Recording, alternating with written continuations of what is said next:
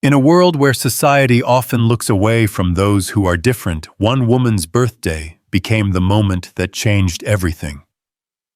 Today I'm sharing Elena's story, a tale of abandonment, unexpected love, and the courage to believe in second chances. Stay with me until the end, and let me know in the comments what city you're watching from, so I can see how far this story travels. The rain drummed against the windows of Mountain View Bakery like impatient fingers, each drop echoing the hollow ache in Elena Brooks's chest. She sat at the corner table, her wheelchair positioned carefully beside the small round surface that held a modest chocolate cake. 7 flickering candles casting dancing shadows across her son's expectant face. 7 years old today, and not a single guest had shown up. "Mama, when are my friends coming?" Tommy asked, his voice carrying that innocent trust that still believed the world was fundamentally good. His dark hair fell across his forehead as he leaned forward, brown eyes scanning the empty bakery with growing confusion. Elena forced her lips into what she hoped resembled a smile, though it felt more like a grimace carved from years of disappointment. "They'll be here soon, sweetheart." She lied, the words tasting bitter on her tongue. She knew they wouldn't come. They never did anymore. The bakery's warmth couldn't penetrate the chill that had settled in her bones since the accident 3 years ago. Before that terrible night, when a drunk driver had shattered more than just her spine, Elena had been someone different entirely. A successful graphic designer with a circle of friends, a social calendar filled with dinner parties and weekend getaways. Now she was the woman people crossed the street to avoid, the one whose presence made others uncomfortable with their own mortality. Sarah's mom said she had a stomach ache. Elena continued reciting the excuse she'd received that morning. And Jake's family had to visit his grandmother. The lies came easier now, a protective shield she'd learned to wield with practiced precision. Better to lie than to tell her son the truth, that his friend's parents couldn't bear to let their children play with the boy whose mother served as a reminder that life could change in an instant. Tommy's shoulders sagged slightly, but he maintained his brave facade. At 7, he'd already learned to shoulder disappointments that most adults struggled with. "That's okay, Mama. We can have a party, just us two, right?" The knife in Elena's heart twisted deeper. Her beautiful boy trying so hard to be strong for her when it should have been the other way around. She reached across the table and took his small hand in hers, feeling the slight tremor in her fingers that always came when emotion threatened to overwhelm her carefully constructed composure. "Of course we can, baby. We don't need anyone else to have a good time." But even as she spoke the words, Elena felt the weight of their isolation pressing down like a physical force. The other customers in the bakery, a young couple sharing a croissant, an elderly man reading his newspaper, a mother with twin toddlers, all seemed to exist in a different universe, one where wheelchairs were invisible and damaged women didn't intrude on normal people's perfect lives. Mrs. Henderson from the apartment complex had made it clear enough last month when Elena had attempted to organize a play date for Tommy. "Oh, Elena, I'm sure you understand. It's just that the children ask so many questions and, well, it's difficult to explain." The conversation had trailed off into uncomfortable silence, but the message had been crystal clear. She was a complication, an awkwardness that polite society preferred to avoid. "Make a wish, Mama." Tommy's voice cut through her dark thoughts, and she realized he'd lit a candle on a small cupcake, clearly something he'd arranged with the bakery staff earlier. His face glowed with determination to salvage what remained of his special day. Elena closed her eyes and made the same wish she'd been making for 3 years. "Please, let me be enough for him. Let me find a way to give him the life he deserves." But lately, that wish felt more like a prayer to a God who'd stopped listening the night her world shattered on a rain-slicked highway. The bell above the bakery door chimed, and Elena opened her eyes to see a man entering with a little girl about Tommy's age. The man was tall, maybe 6'2", with the kind of broad shoulders that spoke of physical work, and a face that had seen its share of life's rougher edges. His jeans were clean but worn, his flannel shirt rolled up to reveal forearms marked with the honest calluses of manual labor. The little girl beside him had pigtails tied with mismatched ribbons and a gap-toothed smile that could light up a room. Elena instinctively straightened in her chair, suddenly self-conscious about her appearance. She'd tried to dress nicely for Tommy's birthday, a blue sweater that brought out her eyes, jeans that hid the fact her legs had grown thin from disuse. But she still felt the familiar wave of inadequacy that came whenever she encountered whole families, complete families, families that looked like everything she could no longer provide for her son. The man's eyes swept the bakery and landed on their table. For a moment, Elena expected the usual reaction. The quick averting of gaze, the subtle shift away from her presence. Instead, something unexpected happened. He smiled, not the pitying smile she'd grown to hate, but something warmer, more genuine. "Daddy, look, that boy has a birthday cake," the little girl announced in the way children do with complete lack of filter or social awareness. "Can we sing happy birthday?" Elena felt her cheeks flush with embarrassment. The last thing she wanted was attention, especially the kind that came from pity. "Oh no, that's really not necessary," she began, but the man was already approaching their table, his daughter's hand firmly in his. "Hi there," he said, and his voice carried a slight southern drawl that spoke of places where people still believed in basic human kindness.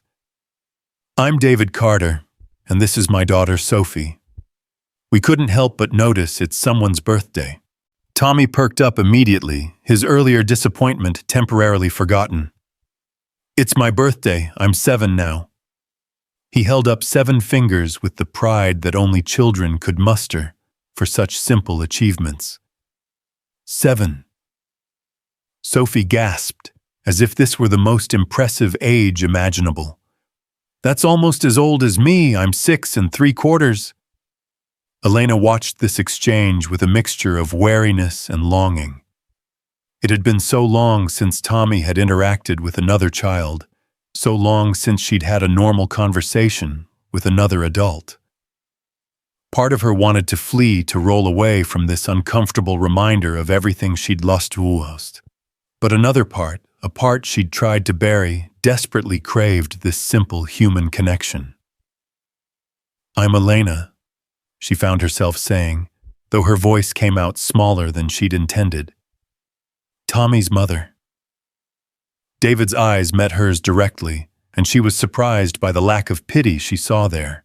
Instead, there was something that looked almost like understanding, as if he recognized something in her that went beyond the obvious. "Well, Elena and Tommy, we were just about to get some hot chocolate and maybe a cookie or two. Would you mind if we joined you? Because honestly, birthday parties are always better with more people." The invitation hung in the air between them, and Elena felt her carefully constructed walls beginning to crack. When was the last time someone had asked to join her, rather than finding excuses to leave? When was the last time anyone had looked at Tommy and seen simply a 7-year-old boy, rather than the son of the woman in the wheelchair? "Please, Mama." Tommy's voice was filled with hope, and Elena realized she couldn't deny him this moment, regardless of her own discomfort. I suppose that would be nice," she managed, and was rewarded by the brilliant smile that spread across her son's face. David signaled to the bakery staff, and within minutes had procured hot chocolate for everyone, and an assortment of cookies that Sophie declared were almost as good as birthday cake. As they settled around the small table, Elena felt something she hadn't experienced in years: the simple pleasure of being included. "So what grade are you in, Tommy?" Sophie asked, swinging her legs from the chair that was slightly too tall for her. Second grade. Mrs. Martinez is my teacher, and she's really nice. She has a fish tank with real fish. Tommy's enthusiasm was infectious, and Elena felt a pang of guilt for all the times she'd noticed his loneliness, but felt powerless to fix it. I'm in first grade, but I can already read chapter books, Sophie announced proudly. Daddy says I'm advanced. Sophie's being modest, David said with a grin that transformed his weathered face. She's reading at a fourth grade level and corrects my grammar on a regular basis. Elena found herself smiling. Really smiling. For the first time in weeks.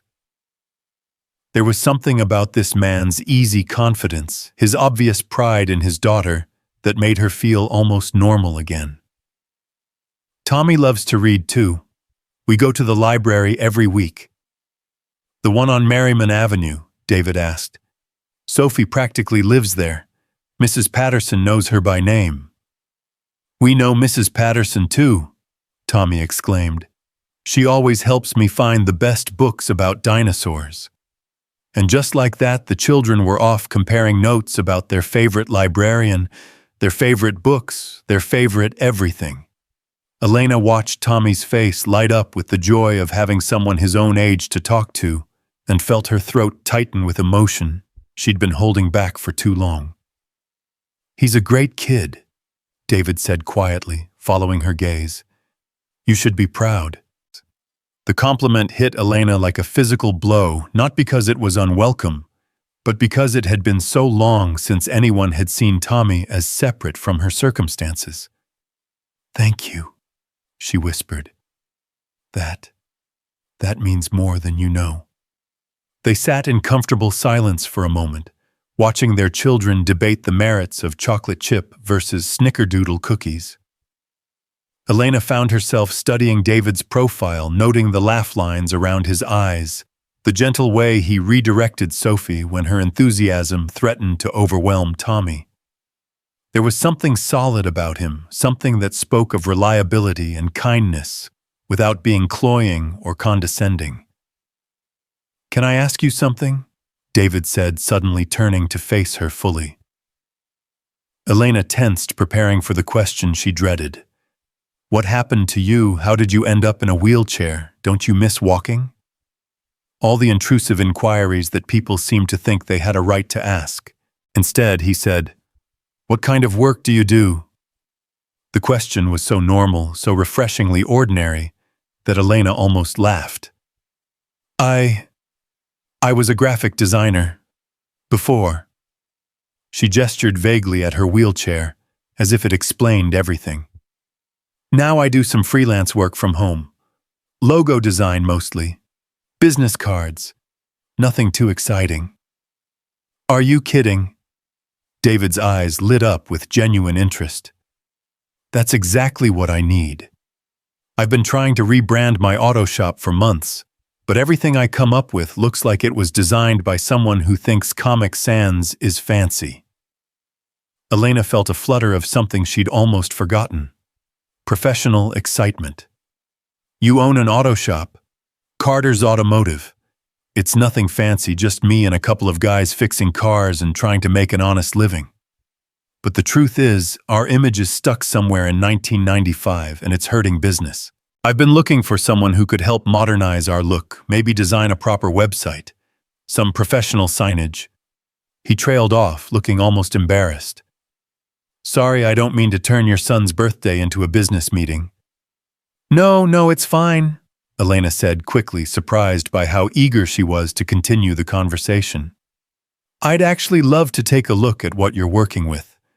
It's been a while since I had a real design challenge. The truth was, it had been more than a while.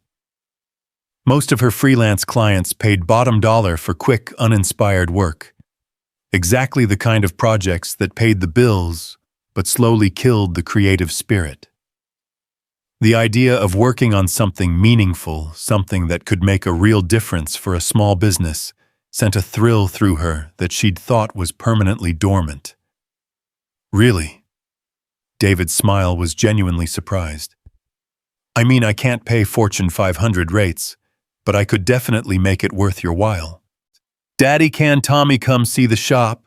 Sophie interrupted, having apparently been listening to their conversation, despite being engaged in what looked like a serious discussion about playground politics. Sophie, we can't just invite ourselves, David began, but Tommy was already bouncing in his seat with excitement. Could we, Mama? Could we really see a real auto shop? Elena felt the familiar panic rise in her chest. Leaving the controlled environment of their apartment, venturing into new spaces where she'd have to navigate unfamiliar terrain and face the stares of strangers. It was exactly the kind of situation she'd been avoiding for 3 years. But looking at Tommy's hopeful face, seeing the first real excitement he'd shown in months, she realized she couldn't let her own fears rob him of this opportunity. I suppose we could take a look, she said, her voice steadier than she felt. If Mr. Carter doesn't mind. Mind, I'd be honored, David said, and something in his tone told Elena he understood what this offer was costing her. How about tomorrow afternoon? Saturday's usually pretty quiet at the shop. They exchanged phone numbers and addresses, the mundane details of making plans feeling surprisingly momentous to Elena. When was the last time she'd made plans with another adult that didn't involve medical appointments or therapy sessions? When was the last time she'd looked forward to something that wasn't directly related to Tommy's needs? As they gathered their things to leave, Sophie threw her arms around Tommy in an impulsive hug that made both children giggle. I'm so glad we got to come to your birthday party, she declared. It was the best birthday party ever. Tommy beamed as if he'd just been given the greatest compliment in the world. Thanks for sharing your cookies, he said solemnly, with the formal politeness Elena had taught him. Thank you, Elena said to David, as he helped Sophie into her jacket. This was really kind of you. Kindness had nothing to do with it, David replied, meeting her eyes again with that same direct gaze that had surprised her earlier. We had a good time. Sophie doesn't get enough opportunities to make new friends, and neither do I, if I'm being honest. There was something in his admission that made Elena wonder about his own story, his own struggles. But before she could ask, he was heading toward the door, calling over his shoulder, "See you tomorrow afternoon." As Elena watched them leave, she felt something shifting inside her chest, like ice beginning to crack after a long winter. For the first time in 3 years, she was looking forward to something that had nothing to do with survival or obligation. For the first time in 3 years, she felt like maybe, just maybe, she was still capable of being more than just a woman in a wheelchair. Mama, Tommy said as they made their own way to the door. I really like Sophie and her daddy. I like them too, sweetheart, Elena replied, and was surprised to realize how much she meant it. That night, as she tucked Tommy into bed, he was still chattering about his new friend and the auto shop they were going to visit. Elena listened to his excitement with a mixture of joy and terror. Joy because she hadn't seen him this animated in months. Terror because she was allowing both of them to hope for something that experience had taught her was likely to disappoint them. But as she sat in her darkened living room later that evening, staring at David Carter's business card and thinking about the warmth in his eyes when he'd looked at her, Elena allowed herself a moment of dangerous optimism. Maybe, just maybe, this time would be different. Maybe this time she wouldn't be abandoned the moment things got complicated. Maybe this time someone would stay. The rain had stopped, she realized, and through her apartment window she could see the first stars beginning to emerge from behind the clouds. For the first time in longer than she could remember, Elena Brooks went to sleep with something to look forward to. Tomorrow couldn't come soon enough. Elena woke the next morning with an unfamiliar sensation. Anticipation. The feeling was so foreign after 3 years of merely existing from one day to the next that she almost didn't recognize it. Sunlight streamed through her bedroom curtains, and for once she didn't pull the covers over her head to block out another day she'd have to endure. Mama, is it time to go to the car shop yet?" Tommy's voice carried from the kitchen, where he was undoubtedly attempting to make his own breakfast, a skill he'd mastered out of necessity when Elena's darker days made even simple tasks feel insurmountable. "Not yet, sweetheart," Elena called back, glancing at the clock. 7:30 in the morning. David had said afternoon, which meant they had hours to wait. "Come help me pick out something to wear." The request surprised even her. When was the last time she'd cared about her appearance beyond basic hygiene and Tommy's need for a mother who looked presentable to the outside world? But something about yesterday's encounter had awakened a part of herself she'd thought was permanently buried beneath grief and self-pity. Tommy appeared in her doorway, a piece of toast dangling from his mouth and excitement dancing in his dark eyes. "Are you going to wear something pretty, like when we used to go to fancy places?" The innocent question hit Elena like a physical blow. Used to. Before the accident, she'd been the kind of woman who owned heels in 6 different colors, who spent Saturday mornings at the salon, who believed that looking good was a form of self-respect. Now her wardrobe consisted mainly of comfortable sweaters and jeans that made transfers from her wheelchair easier. "I think I can manage something nice," she said, forcing brightness into her voice. "What do you think about the green sweater Grandma sent for Christmas?" Tommy considered this with the seriousness of a fashion consultant. "The one that makes your eyes look super green, yeah. And maybe the necklace Daddy gave you." Elena's hand instinctively went to her throat, where she used to wear the delicate silver chain Michael had given her for their 5th anniversary. She'd stopped wearing it after the accident, unable to bear the weight of that particular memory. But looking at Tommy's hopeful face, she realized that some memories deserved to be honored, rather than hidden. "You know what, I think that's a perfect idea." As Elena prepared for the day, she found herself moving with more purpose than she'd felt in months. She took extra time with her hair, even applied a touch of mascara. Small gestures that felt monumentally significant. When she finally looked at herself in the mirror, she saw something she'd almost forgotten existed, a woman who might be worth getting to know. The morning passed with agonizing slowness. Tommy asked approximately every 15 minutes if it was time to go yet. And Elena found herself checking her phone almost as frequently. What if David had changed his mind? What if yesterday had been nothing more than a moment of misplaced kindness that he'd regretted in the harsh light of day? By noon, Elena had convinced herself that David Carter would call with some excuse about why their visit wasn't possible after all. She'd heard variations of the same story countless times over the past 3 years. Sudden illness, unexpected obligations, family emergencies that materialized whenever people realized what they'd committed themselves to. But at 1:15, her phone rang. "Elena, it's David. I'm just calling to make sure we're still on for this afternoon." The relief that flooded through her was so intense she had to grip the arm of her wheelchair to steady herself. "Yes, absolutely. We're both very excited." "Great. Sophie's been talking about Tommy all morning.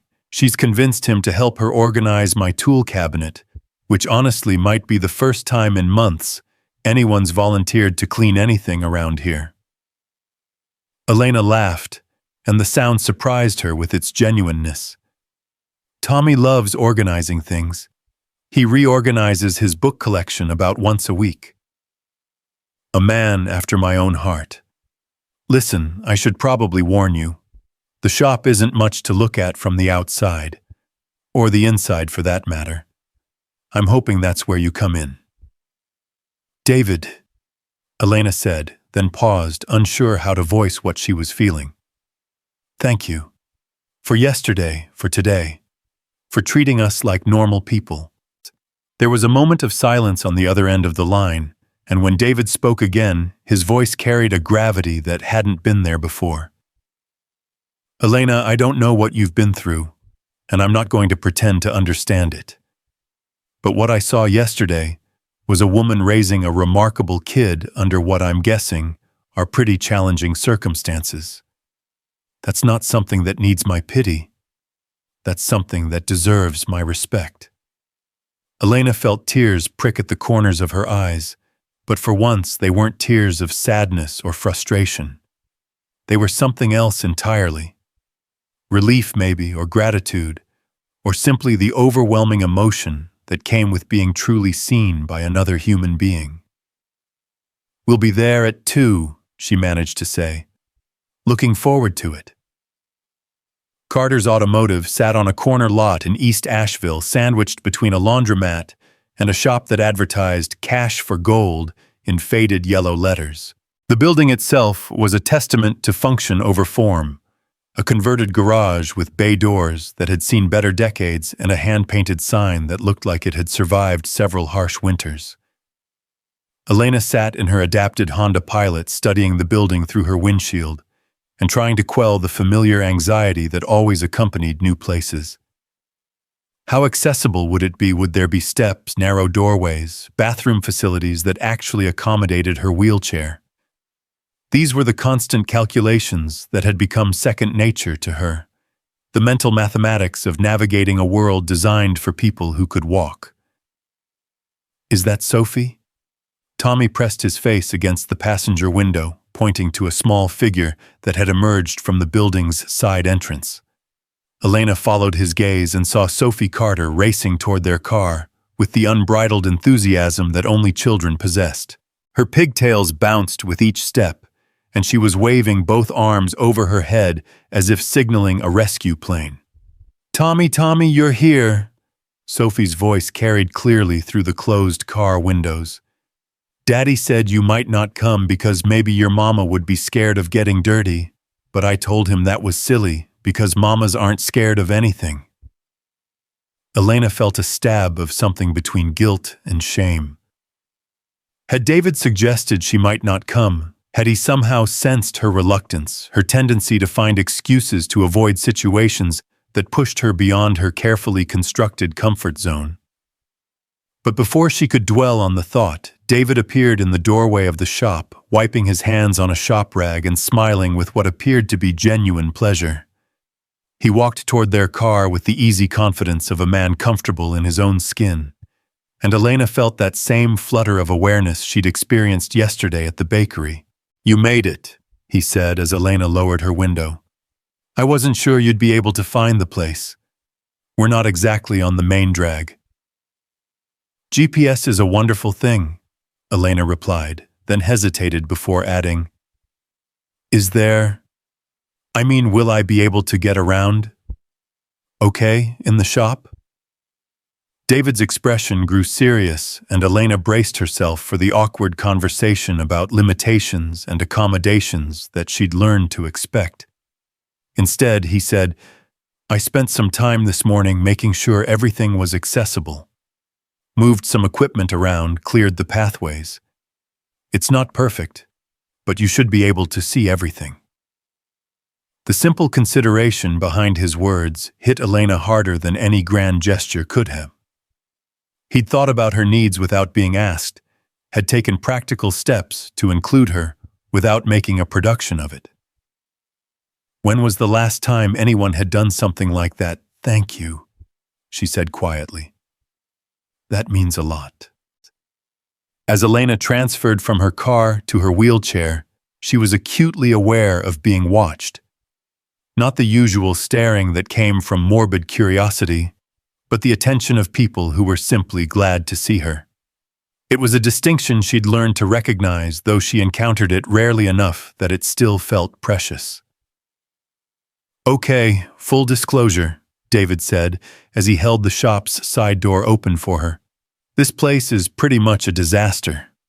I've been meaning to organize it for about 5 years, but somehow there's always a car that needs fixing more urgently than my filing system needs updating." Elena rolled through the doorway and immediately understood what he meant. Carter's Automotive was clearly a working garage first and foremost. Tools hung from pegboards in arrangements that suggested functionality rather than aesthetics.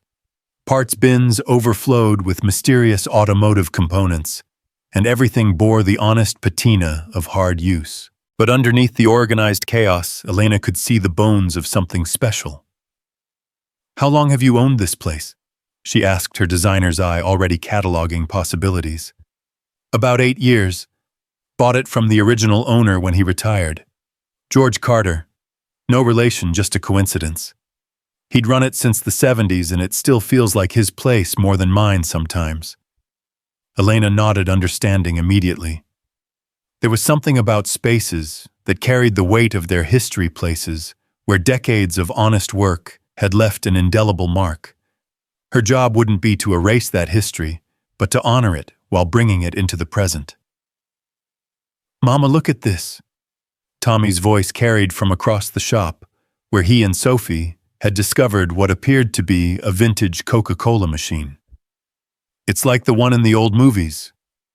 "That thing's older than I am," David said with a grin. "George left it behind when he sold the place. I keep meaning to have it restored, but—" He shrugged, a gesture that seemed to encompass all the good intentions that got pushed aside by the demands of daily survival. Elena wheeled over to examine the machine more closely. Beneath decades of grime and neglect, she could see the classic red and white design that had become iconic. "This could be amazing," she said, running her hand along the machine's curved edge. "Restored properly, it could be a real focal point for the waiting area." "Waiting area," David laughed. "Right now the waiting area is that folding chair by the coffee pot, which, fair warning, makes coffee that could probably strip paint."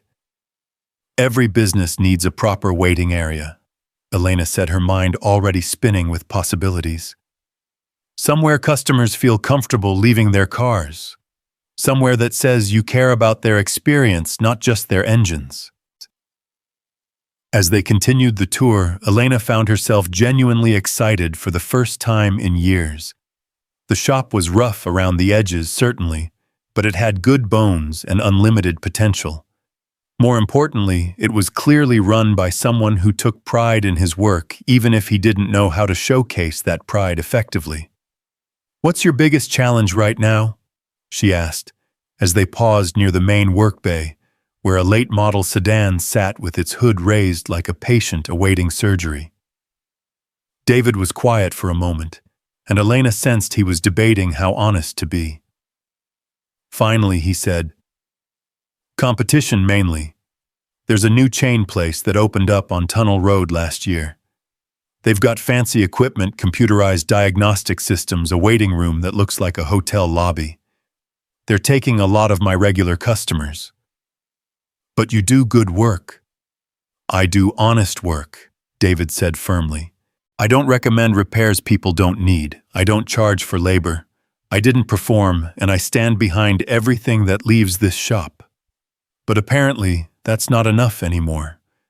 People want the bells and whistles, the professional image. They want to feel like they're getting their money's worth. Elena nodded, understanding the problem immediately. It was the classic small business dilemma. How to compete with larger operations that had resources you couldn't match. But she'd seen it solved before, had helped solve it before, back when she believed her work could make a difference in people's lives. "What if I told you that you don't need to match their resources to beat their image?" she said. "What if authenticity and craftsmanship could be your competitive advantage instead of your weakness?" David turned to look at her fully, and she saw something kindle in his eyes that looked like hope tempered by experience. "I'd say that sounds too good to be true, but I'm listening." For the next hour, Elena found herself talking about branding and positioning with more passion than she'd felt about anything in years. She explained how the shop's vintage character could be an asset rather than a liability, how the Coca-Cola machine and the worn wooden workbenches, and even the faded photographs of classic cars on the walls, could tell a story about tradition and reliability that no chain operation could replicate. "Think about it," she said, gesturing around the space with growing enthusiasm. "This place has soul. It has history. Every scratch on these workbenches represents a problem solved, a customer helped.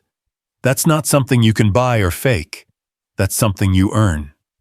David listened intently, occasionally asking questions that showed he understood not just what she was proposing, but why it mattered.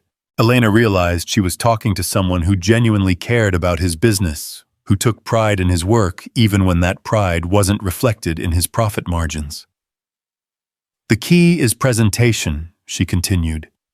"You don't need to change what you do, just how you show it to the world. Professional signage, a cohesive color scheme, some strategic lighting, a website that tells your story properly." "And you could do all that?" David asked. "Design all of that?" Elena felt a flutter of the old confidence, the certainty she'd once possessed about her ability to transform ideas into visual reality. "I could try. It's been a while since I tackled a project this comprehensive, but yes, I think I could." They were interrupted by the sound of children's laughter from the far corner of the shop, where Tommy and Sophie had apparently discovered a box of vintage automotive parts.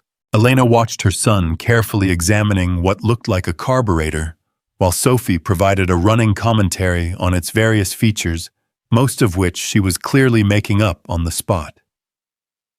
"She's going to be a mechanic when she grows up," David said, following Elena's gaze. "At least according to this week's career plan. Last week she wanted to be a veterinarian who specialized in dinosaurs." "Tommy wants to be a paleontologist," Elena said. "He's convinced he's going to discover a new species of dinosaur and name it after himself." "Smart kid," Sophie would approve. David paused, then added quietly, "It's good to see him playing with another child. Sophie doesn't get enough of that either." There was something in his tone that made Elena glance at him curiously. "What do you mean?" David was quiet for a moment, and Elena sensed she was approaching territory he didn't often discuss. "Sophie's mom left when she was 3, he finally said. "Just decided one day that being a mother wasn't what she wanted after all. Packed her bags and moved to California with some guy she'd met online." Elena felt her heart clench with sympathy both for David and for Sophie. "I'm sorry. That must have been devastating." "For Sophie, yeah. For me." David shrugged, but Elena could see the carefully controlled pain in his expression. "Honestly, it was almost a relief. The fighting had been going on for months. Sophie was starting to flinch whenever we raised our voices. At least now there's peace in the house, you know." Elena did know more than she cared to admit. The fighting between her and Michael in the months after the accident had been brutal, each of them drowning in their own grief and unable to help the other. The difference was that Michael had stayed until the very end, had only left when cancer took him, not choice. "It's hard," she said simply. "Raising a child alone, especially when you feel like you're not enough." David looked at her with surprise, as if he hadn't expected such understanding. "Exactly. Some days I look at Sophie and think about everything she's missing. Dance classes, art projects, someone who knows how to braid hair properly." He gestured helplessly. "I do my best, but there's only so much one parent can provide." "Tommy hasn't had art classes either," Elena said softly. "Or soccer, or music lessons, or any of the things other kids his age do. Some days I feel like I'm failing him in every possible way."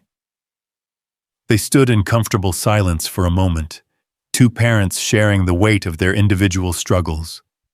Elena realized that David understood something about her situation that had nothing to do with wheelchairs or physical limitations. He understood the guilt that came with feeling like you weren't enough for your child, the constant worry that your own brokenness was somehow damaging the person you loved most in the world. "You know what, though?" David said eventually. Look at them. Elena followed his gaze to where Tommy and Sophie had moved on to organizing a collection of wrenches by size, working together with the easy cooperation that seemed natural to children who hadn't yet learned to be competitive or suspicious of each other. Tommy was explaining something about gear ratios that he'd clearly learned from one of his library books, while Sophie listened with the intense concentration she might have given to state secrets. "They're good kids," David continued. "Happy kids. Maybe we're not perfect parents, but we're not failing them either." Elena felt something tight in her chest begin to loosen. When was the last time someone had told her she was doing something right? When was the last time she'd been able to see Tommy through someone else's eyes and recognize not what he was missing, but what he had? Besides, David added with a grin that transformed his whole face, "I have a feeling things are about to get a lot more interesting around here." Before Elena could ask what he meant, Sophie's voice rang out across the shop. "Daddy, can Tommy come to dinner at our house? Please, please, please, I want to show him my rock collection." Elena felt the familiar panic rise in her throat. Dinner invitations meant navigating new spaces, dealing with steps and narrow doorways and bathrooms that might not accommodate her wheelchair. It meant being a guest in someone else's home where she couldn't control the environment or predict the challenges. But before she could manufacture a polite excuse, David was saying, "Actually, I was hoping you'd both join us. I make a mean spaghetti and meatballs, and Sophie's been dying to show off her cooking skills. She makes garlic bread that's almost edible." "Hey," Sophie protested from across the shop. "My garlic bread is totally edible. Tommy, tell him my garlic bread is good, even though I've never made it before." Elena found herself laughing, despite her anxiety. "Sophie, how can it be good if you've never made it before?" "Because I'm naturally talented at everything," Sophie declared with the supreme confidence of a 6-year-old. "Right, Tommy?" Tommy nodded seriously. "Sophie knows lots of things. She taught me how to tell the difference between a Phillips head screwdriver and a regular one." "Flathead," David corrected automatically. "And that's very impressive considering I've been trying to teach grown men that distinction for years." Elena realized that everyone was looking at her expectantly, waiting for her answer. The old Elena would have found an excuse, would have retreated to the safety of her apartment, rather than risk the awkwardness and potential humiliation of navigating someone else's space. But looking at Tommy's hopeful face, seeing the easy friendship that had developed between him and Sophie, she realized she couldn't let her own fears rob him of this opportunity. "That sounds wonderful," she heard herself saying. "If you're sure it's not too much trouble." "Trouble." David's smile was warm and genuine. "Elena, I spend most evenings eating takeout, while Sophie and I argue about homework. Having actual dinner guests feels like winning the lottery." As they made plans for the evening, Elena found herself remembering what it felt like to be part of something larger than just survival. For 3 years, her world had shrunk to the size of her apartment, the grocery store, Tommy's school, and the doctor's offices that marked the rhythm of their limited existence. But standing in David's cluttered garage, listening to their children plan elaborate scenarios involving dinosaurs and car engines, she felt something expanding inside her chest. Maybe, just maybe, she was ready to start living again. The afternoon sun slanted through the shop's grimy windows, casting everything in golden light that made even the chaos look beautiful. Elena found herself really looking at the space for the first time, seeing not just what it was, but what it could become. In her mind, she was already sketching possibilities, a welcoming reception area where that folding chair sat, professional lighting that would highlight the craftsmanship rather than hiding its signage that told the story of honest work and reliable service. "You're already designing it in your head, aren't you?" David said, and Elena realized she'd been staring at the far wall with the intense concentration she used to reserve for her most challenging projects. Is it that obvious? Only to someone who's watched enough people fall in love with something to recognize the signs. David's voice carried a warmth that made Elena's pulse quicken. So what's the verdict? Think this old place is worth saving? Elena looked around the shop one more time, taking in the vintage Coca-Cola machine, the worn wooden workbenches, the photographs of classic cars, the children who had found magic in a box of old carburetor parts. She thought about David's pride in his honest work, Sophie's infectious enthusiasm, Tommy's excitement at finding a friend who shared his curiosity about how things worked. I think, she said slowly, this place doesn't need saving. It just needs someone to help it shine. David's house was a modest two-story colonial on a tree-lined street where children's bicycles lay scattered across front yards, and the sound of lawnmowers created a symphony of suburban Saturday evening. As Elena navigated her wheelchair up the gently sloping driveway, she noticed the ramp that had been hastily but carefully constructed from plywood and 2x4s leading to the front porch. I hope that's okay, David said, following her gaze with obvious embarrassment. I'm not much of a carpenter, but I figured it was better than nothing. Elena stared at the makeshift ramp, feeling emotion clog her throat. In all the dinner invitations she'd declined over the past 3 years, no one had ever thought to ask about accessibility, let alone take the initiative to create it. The rough wood and slightly uneven angles represented more thoughtfulness than she'd received from family members who had known her for decades. David, you didn't have to. Yes, I did, he said simply. Sophie was very clear that Tommy and his mama were coming to dinner, and that meant making sure you could actually get in the house. Sophie burst through the front door at that moment, having apparently been watching for their arrival from the window. Tommy, Elena, come see my room. I cleaned it and everything. She paused, studying the ramp with critical 6-year-old eyes. Daddy, it's kinda crooked. Sophie Marie Carter, David said in a warning tone that carried more affection than reproach. It's perfect, Elena said quickly, meaning every word. Thank you for thinking of me. The interior of David's house reflected the same practical approach to life that she'd seen at the shop. The furniture was sturdy rather than stylish, chosen for comfort, and durability rather than aesthetic appeal. Family photos covered the mantelpiece and side tables. Sophie at various ages, David and Sophie together, at what looked like a father-daughter dance, a formal portrait that Elena assumed included Sophie's mother before she'd departed for her new life in California. But it was the small touches that revealed the real story of this house. Crayon drawings hung at child height on the refrigerator. A basket of hair ribbons sat on the coffee table next to automotive magazines. Sophie's tiny sneakers were lined up next to David's work boots by the front door, 2 sizes that somehow managed to look like they belonged together. This is beautiful, Elena said, and meant it. There was something about homes where children were genuinely loved that created an atmosphere no decorator could replicate. It's clean anyway, David said with a self-deprecating laugh. Sophie and I spent most of this afternoon making it presentable for company. Apparently, my housekeeping standards are embarrassing to the Carter family name, according to my daughter. I never said embarrassing, Sophie protested. I said it was messy, like a tornado happened.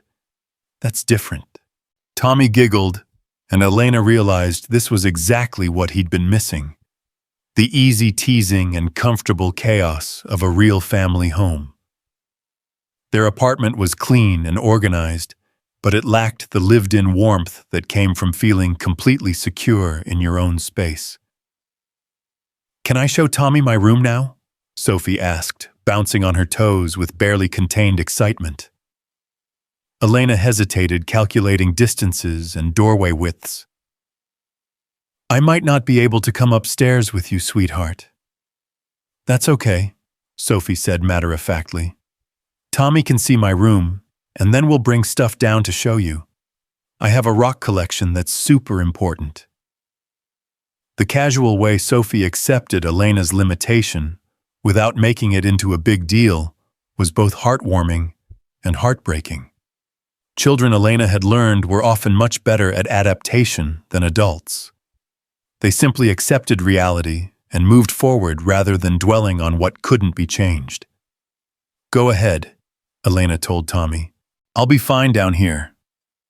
As the children thundered up the stairs with the enthusiasm of explorers discovering new territory, Elena found herself alone with David for the first time since they'd met. The silence that followed wasn't uncomfortable exactly, but it carried a weight of awareness that hadn't been there when they'd been focused on business or buffered by their children's presence. Can I get you something to drink?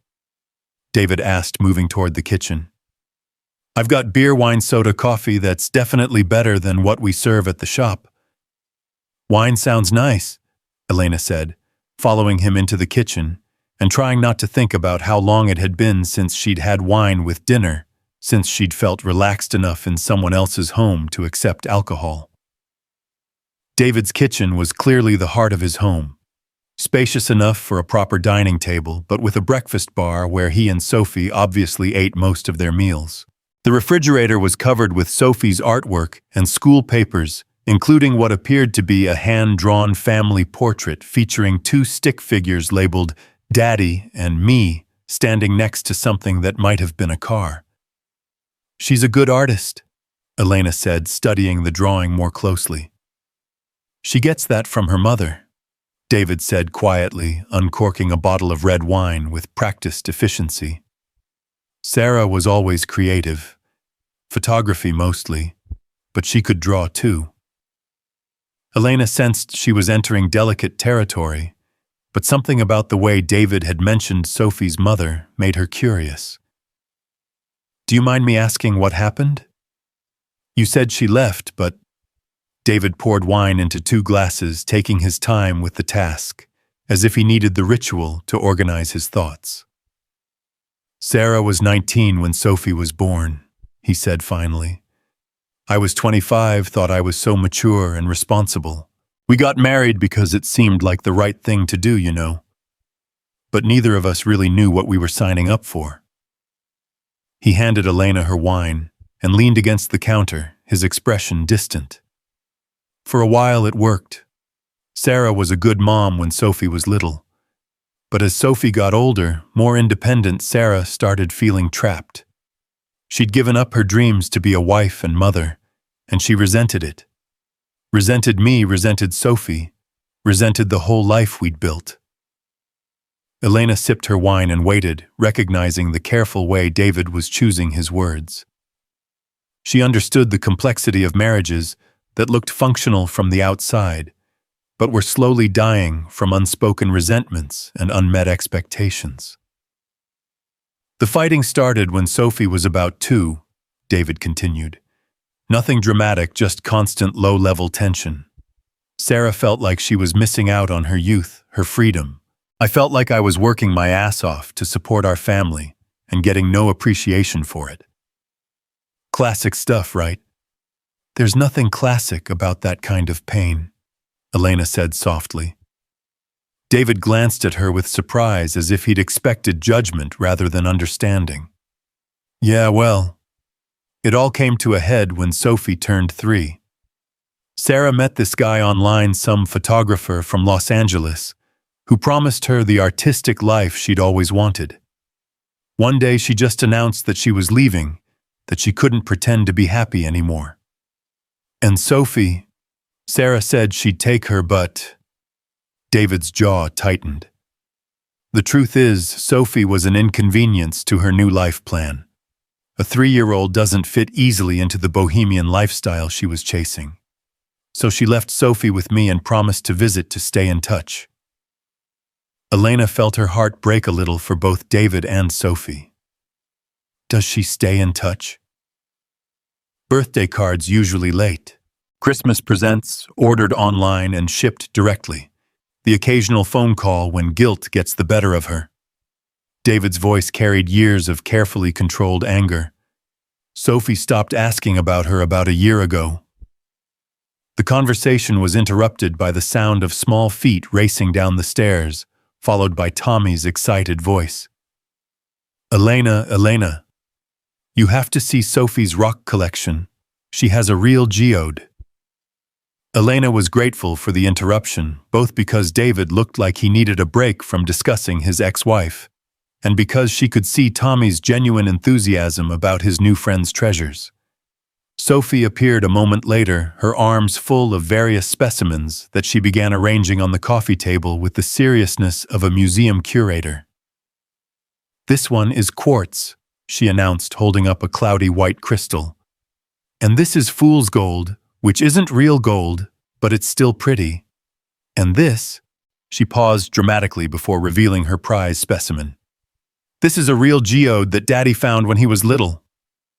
Elena examined the split rock with its interior of purple crystals, genuinely impressed. "Sophie, this is beautiful. Where did your daddy find it?" "Tell her daddy," Sophie demanded, clearly having heard this story many times before. David smiled, and Elena could see the tension from their earlier conversation beginning to fade. "I was about 8 years old visiting my grandfather's farm in Tennessee. He took me creek walking and taught me how to spot rocks that might have something special inside. Said you couldn't tell a geode from any other rock until you cracked it open." "That's like a metaphor," Tommy said solemnly, repeating a word he'd obviously learned recently and was eager to use. "That's exactly like a metaphor," Elena agreed, touched by her son's observation. "Sometimes the most beautiful things are hidden inside the most ordinary-looking packages." The look David gave her across the coffee table was intense enough to make her pulse quicken, as if he understood that she wasn't just talking about rocks. Dinner was a revelation for Elena. She couldn't remember the last time she'd sat around a table where conversation flowed naturally, where laughter came easily, where she felt like a contributing member of a group rather than a burden to be accommodated. David's spaghetti and meatballs was simple but delicious, and Sophie's garlic bread, made with help from Tommy and only slightly burnt around the edges, was declared a masterpiece by all present. "So, Elena," Sophie said around a mouthful of spaghetti, "Tommy told me you make pictures for businesses, like signs and stuff." "Something like that," Elena said, charmed by Sophie's directness. "I help businesses tell their story through visual design. Can you make a sign for my lemonade stand?" David laughed. "Sophie, you don't have a lemonade stand." "I will when Elena makes me a sign," Sophie replied with 6-year-old logic that brooked no argument. "It has to be yellow, and have a picture of lemons, and maybe some flowers because flowers make everything prettier." "I think that could be arranged," Elena said, surprising herself with the commitment. When was the last time she'd offered to take on work, just for the joy of it? After dinner, they settled in the living room, where Sophie insisted on showing Elena her complete rock collection, which had apparently been edited down to only the most important specimens for the coffee table display.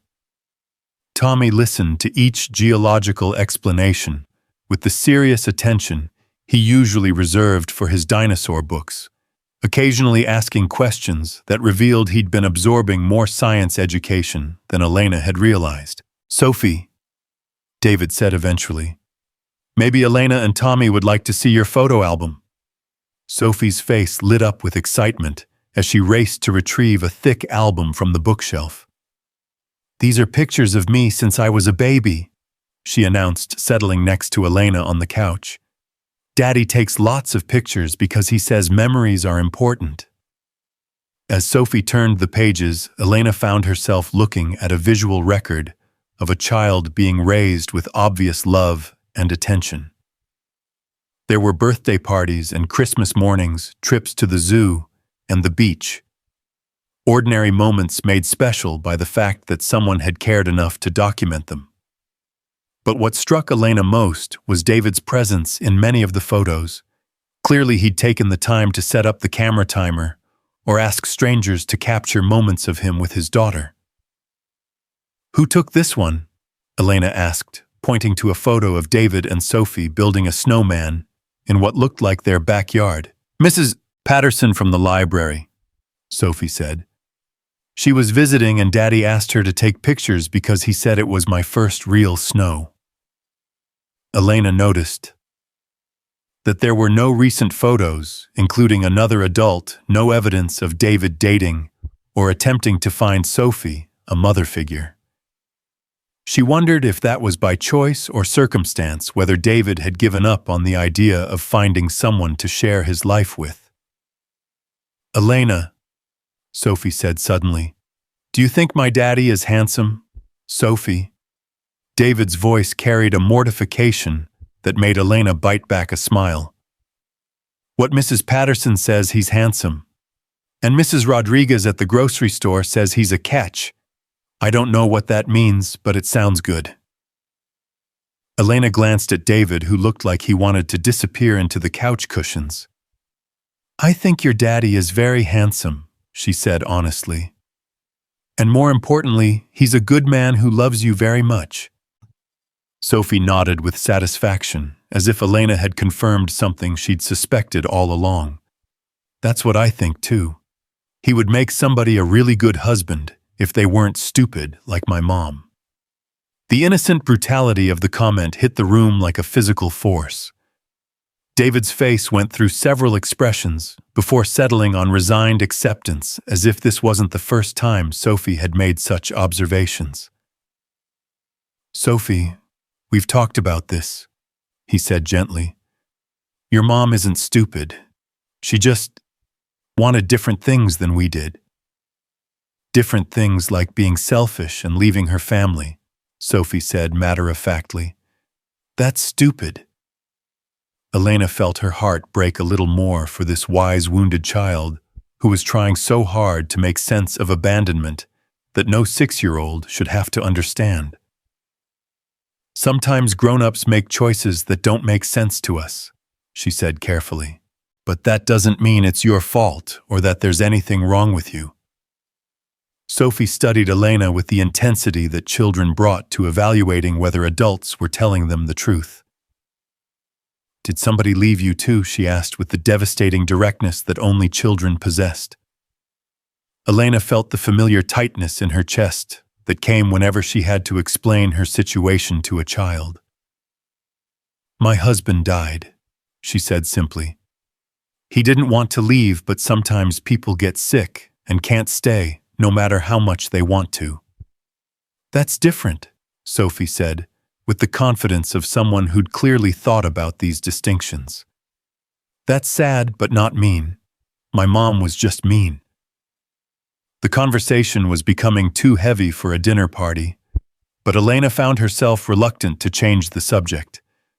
There was something healing about Sophie's unflinching honesty, her refusal to pretend that difficult truths were anything other than what they were. "You know what I think?" Elena said, reaching over to tuck a strand of hair behind Sophie's ear. "I think you and Tommy are both very lucky. You have daddies who love you enough to stay to work hard to make sure you know you're important. That's not something every child has." Sophie considered this gravely, then nodded. "Tommy's lucky because you're a good mama even if you can't walk. Walking isn't the most important thing about being a mama." Out of the mouths of babes. Elena felt tears prick at the corners of her eyes, moved by the casual way Sophie had dismissed the limitation that Elena herself saw as defining. "What do you think is the most important thing about being a mama?" Elena asked. Sophie thought for a moment with the seriousness she brought to all important questions. "Making sure your kid knows they're the best thing that ever happened to you.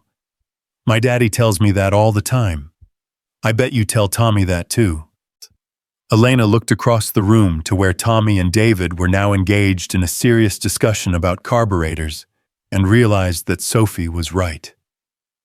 Despite all her fears about being inadequate, about failing Tommy, about not being enough, she had never failed to make sure he knew he was loved completely and unconditionally. "Yes," she said quietly.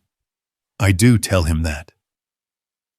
As the evening wound down, Elena found herself reluctant to leave this warm, chaotic, imperfect home where she'd felt more like herself than she had in years.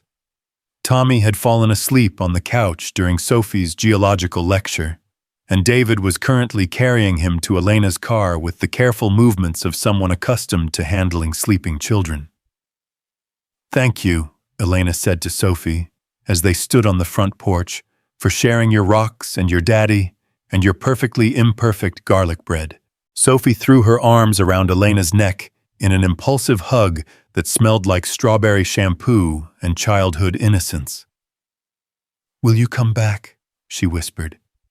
"Daddy's been happier today than he's been in forever." Elena glanced toward the driveway where David was securing Tommy in the car seat, moving with the competent efficiency of a single parent who'd learned to handle everything himself. "I'd like that very much," she said, and realized she meant it completely. The drive home was quiet, Tommy sleeping peacefully in the back seat, while Elena processed the emotional complexity of the evening. She'd spent 3 years convincing herself that she and Tommy were better off alone, that relationships were too complicated and dangerous when you carried as much baggage as she did. But tonight had shown her something she'd forgotten. That connection with other people wasn't a luxury or a risk. It was a fundamental human need that she'd been denying them both. Her phone buzzed with a text message as she pulled into her apartment complex. "David, thank you for dinner. Sophie's already planning your next visit. Hope we didn't overwhelm you." Elena stared at the message for a long moment, before typing back, "Thank you for including us. It was perfect." His response came quickly. "Not perfect, but real. Sometimes that's better." As Elena got Tommy ready for bed, he chattered sleepily about Sophie's rock collection, David's promise to teach him about car engines, and the plan they'd apparently made to build a fort in the shop's back room. "Mama," Tommy said, as she tucked him in, "I really like David and Sophie. They feel like family." Elena's breath caught at the innocent observation. "They're very nice people, sweetheart. Do you think we could be their family, like for real?" The question hit Elena like a physical blow, not because it was inappropriate, but because it revealed how much Tommy had been missing, how much they both had been missing. He was asking for something she'd convinced herself they didn't need, something that seemed impossibly complicated given their circumstances. "Families come in all different shapes, Tommy," she said carefully. "What we have is already a family, you and me." "I know," Tommy said, with the patience of a child explaining something obvious to a slow adult. "But families can get bigger too, right? Like when people love each other and decide to stay together." Elena felt something crack open in her chest, some protective wall she'd built around the possibility of loving someone again. "Yes," she whispered. "Sometimes families do get bigger." "Good," Tommy said with satisfaction, closing his eyes. "I think David and Sophie would fit perfectly in our family." As Elena sat in her darkened living room later that night, she found herself thinking about geodes and metaphors, about the beautiful things that could be hidden inside the most ordinary-looking packages. For 3 years, she'd convinced herself that her life was broken beyond repair, that the accident had damaged more than just her spine. But tonight, she'd glimpsed the possibility that maybe, just maybe, there was still something beautiful waiting to be discovered inside the wreckage of her old life. The thought terrified her almost as much as it thrilled her. 3 weeks later, Elena was spending more time at Carter's Automotive than she had at any workplace since before the accident. What had started as a simple design consultation had evolved into a comprehensive rebranding project that challenged every creative skill she'd thought she'd lost. More importantly, it had given her a reason to get up each morning with something approaching enthusiasm. The changes to the shop were already dramatic. Elena had started with simple things: better lighting, a coat of paint in warm, welcoming colors, professional signage that honored the shop's vintage character, while clearly communicating David's commitment to quality and reliability. The old Coca-Cola machine had been restored to working condition and now served as the centerpiece of a proper customer waiting area, complete with comfortable seating and automotive magazines that weren't 3 years out of date. But it was the subtler changes that Elena was most proud of. She'd created a gallery wall featuring photographs of classic cars that had been serviced at the shop over the decades, including several that George Carter had provided from his personal collection. She'd designed business cards and letterhead that told the story of honest craftsmanship and reliable service. Most importantly, she'd helped David understand that his shop's greatest asset wasn't equipment or location, but the trust he'd built with customers who knew their cars would be treated with respect and expertise. "Elena, this is incredible," David said, standing back to admire the newly installed sign that proclaimed, "Carter's automotive quality you can trust since 1974, in elegant lettering that managed to be both modern and timeless. "I can't believe this is the same place."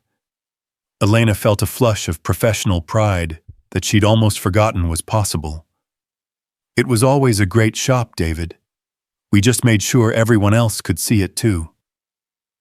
The results had been immediate and dramatic. New customers were discovering the shop daily, drawn by the professional appearance and staying because of David's exceptional work. Existing customers were expressing surprise and delight at the transformation, and several had already referred friends and family members. For the first time in years, David's appointment book was completely full. "I still can't believe you did all this," he said, shaking his head in amazement. "The website alone must have taken weeks." Elena smiled, remembering the long evenings she'd spent at her kitchen table building David's online presence from scratch. She'd created a website that showcased not just the shop's services, but its philosophy. The belief that every car deserved careful attention, that every customer deserved honest communication, that some things were worth doing right, even when it wasn't the quickest or cheapest option. "It was fun," she said honestly. "I'd forgotten how much I love problem solving, how satisfying it is to see an idea come together." What she didn't say was how much she'd enjoyed having a reason to text David with questions and updates, how much she looked forward to their daily conversations about color schemes and font choices and customer psychology. Somewhere in the process of rebuilding his business, they'd built something else entirely. A friendship that had deepened into something neither of them was quite ready to name. "Daddy, Elena," Sophie's voice carried across the shop as she burst through the door, her school backpack bouncing against her legs. "Look what I made in art class." Sophie had taken to stopping by the shop most afternoons, ostensibly to show off her latest school projects, but really because she'd appointed herself as Elena's assistant and creative consultant.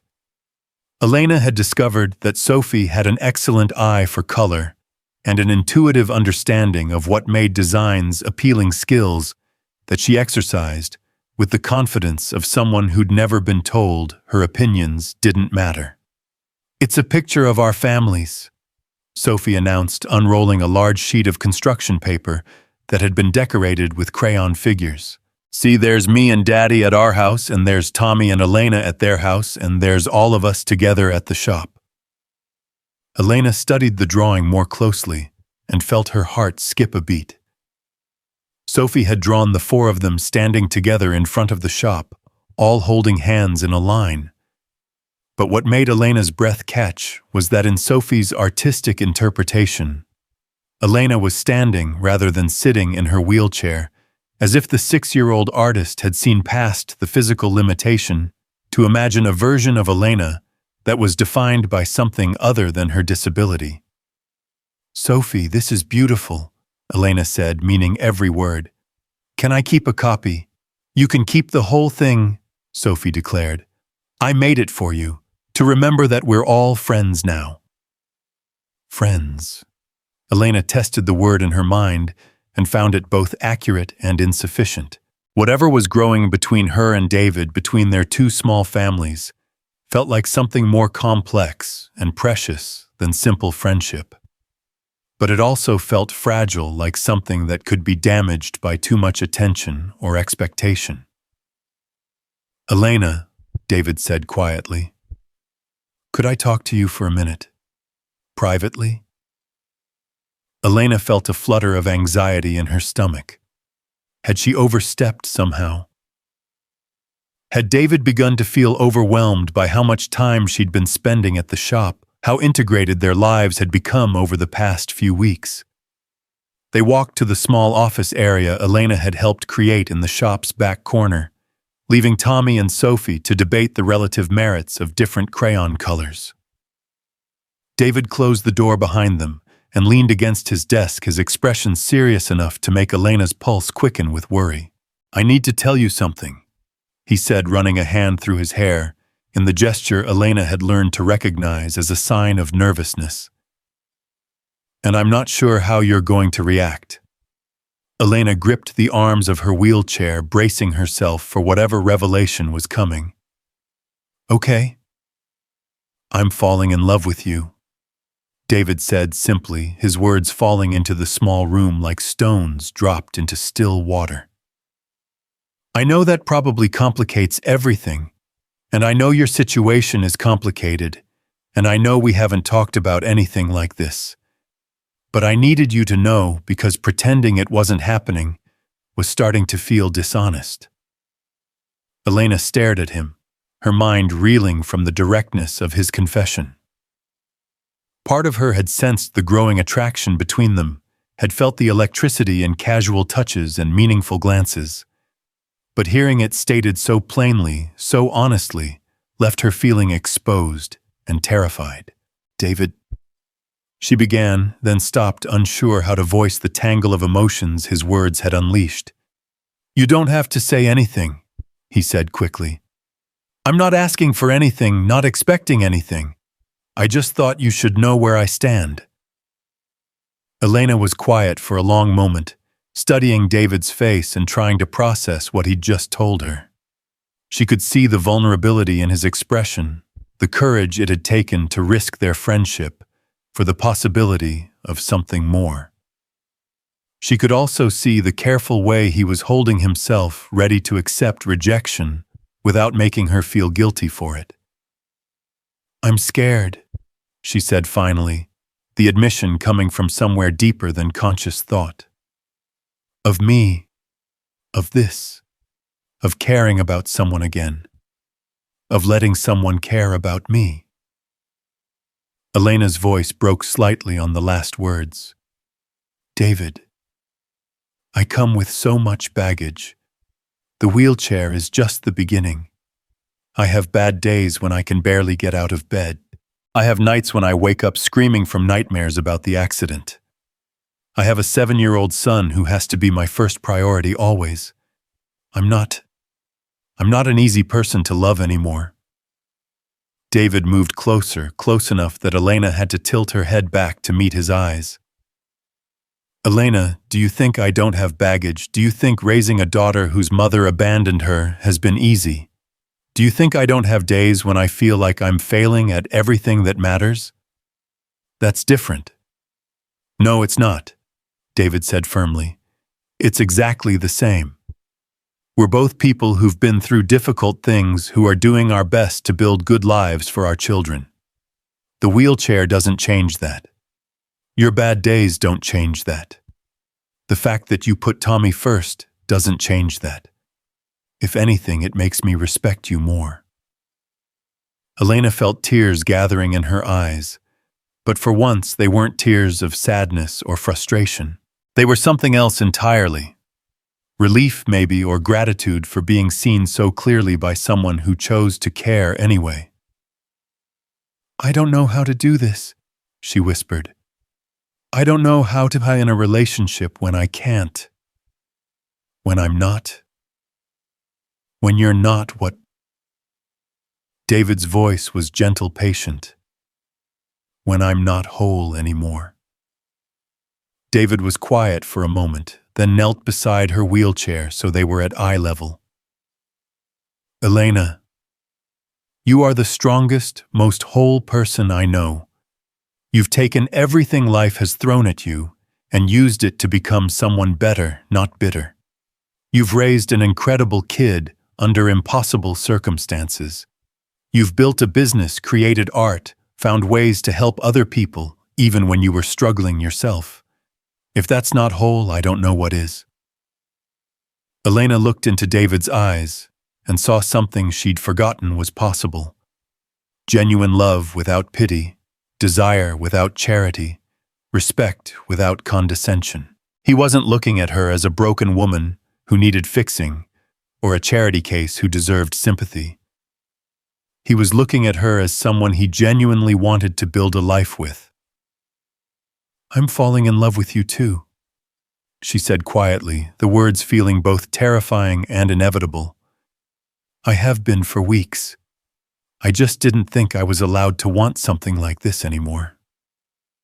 David's smile was radiant enough to light up the entire shop. "You're allowed to want anything you want, Elena. You're allowed to be happy." Before she could lose her courage, Elena reached up and touched David's face, feeling the slight roughness of stubble against her palm. "I don't know what happens next." "Neither do I," David admitted. "But I'd like to find out together if you're willing." Elena thought about Tommy's innocent question about families getting bigger, about Sophie's drawing that showed all four of them holding hands, about the way she'd felt more like herself in the past few weeks than she had in years. She thought about the risk of caring about someone again, the possibility of loss and heartbreak, and all the ways that loving someone could go wrong. Then she thought about the alternative, continuing to live in the safe, small world she'd constructed, protecting herself and Tommy from the possibility of pain, but also from the possibility of joy. "I'm willing," she said, and leaned forward to kiss him. The kiss was soft and tentative at first, both of them testing this new territory with careful wonder. But as Elena felt David's hand cup the back of her neck, as she tasted the promise of something beautiful and complicated and real, she realized that some risks were worth taking. Some broken things could be made whole again, just not in the way they'd been before, when they finally broke apart. Elena could hear the sound of children's laughter drifting through the office door, a reminder that their lives were bigger than just this moment between them. David rested his forehead against hers, both of them breathing slightly unsteadily, both seeming to understand that they'd just crossed a line that would change everything.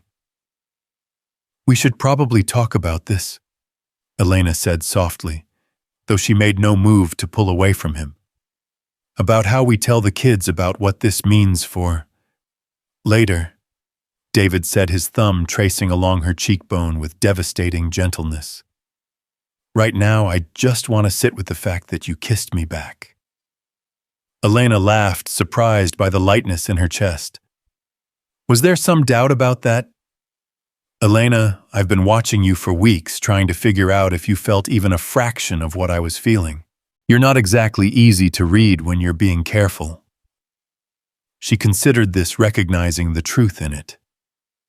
3 years of protecting herself had made her expert at hiding her emotions, at keeping her real feelings safely buried beneath layers of polite distance.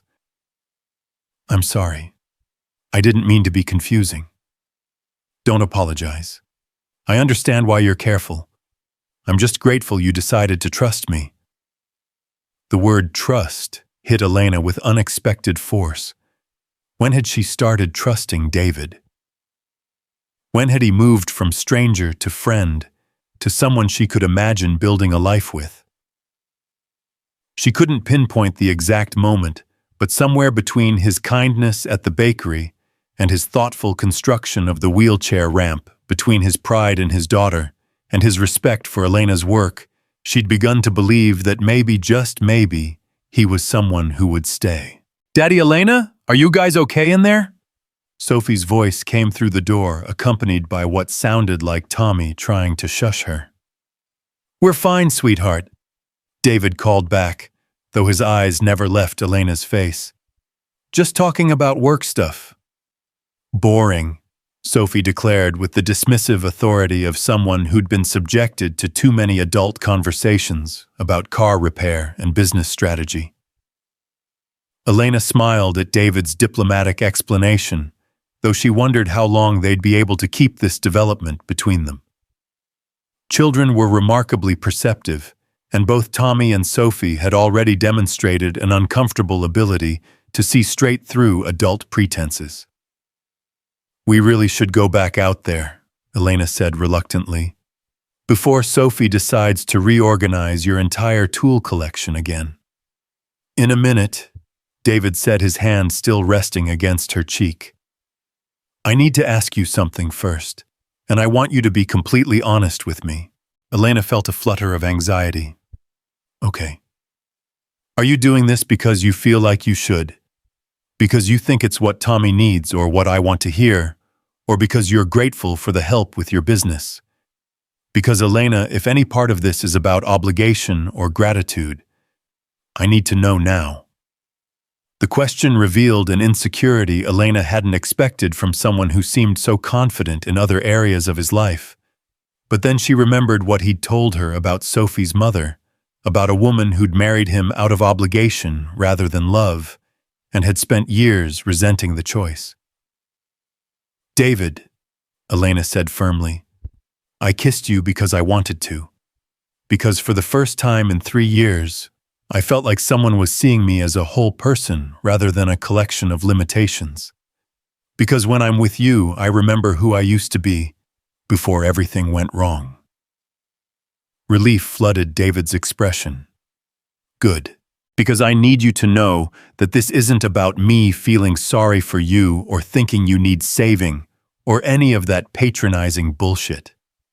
This is about the fact that you're brilliant and funny and beautiful, and watching you work has been like watching an artist create something magical."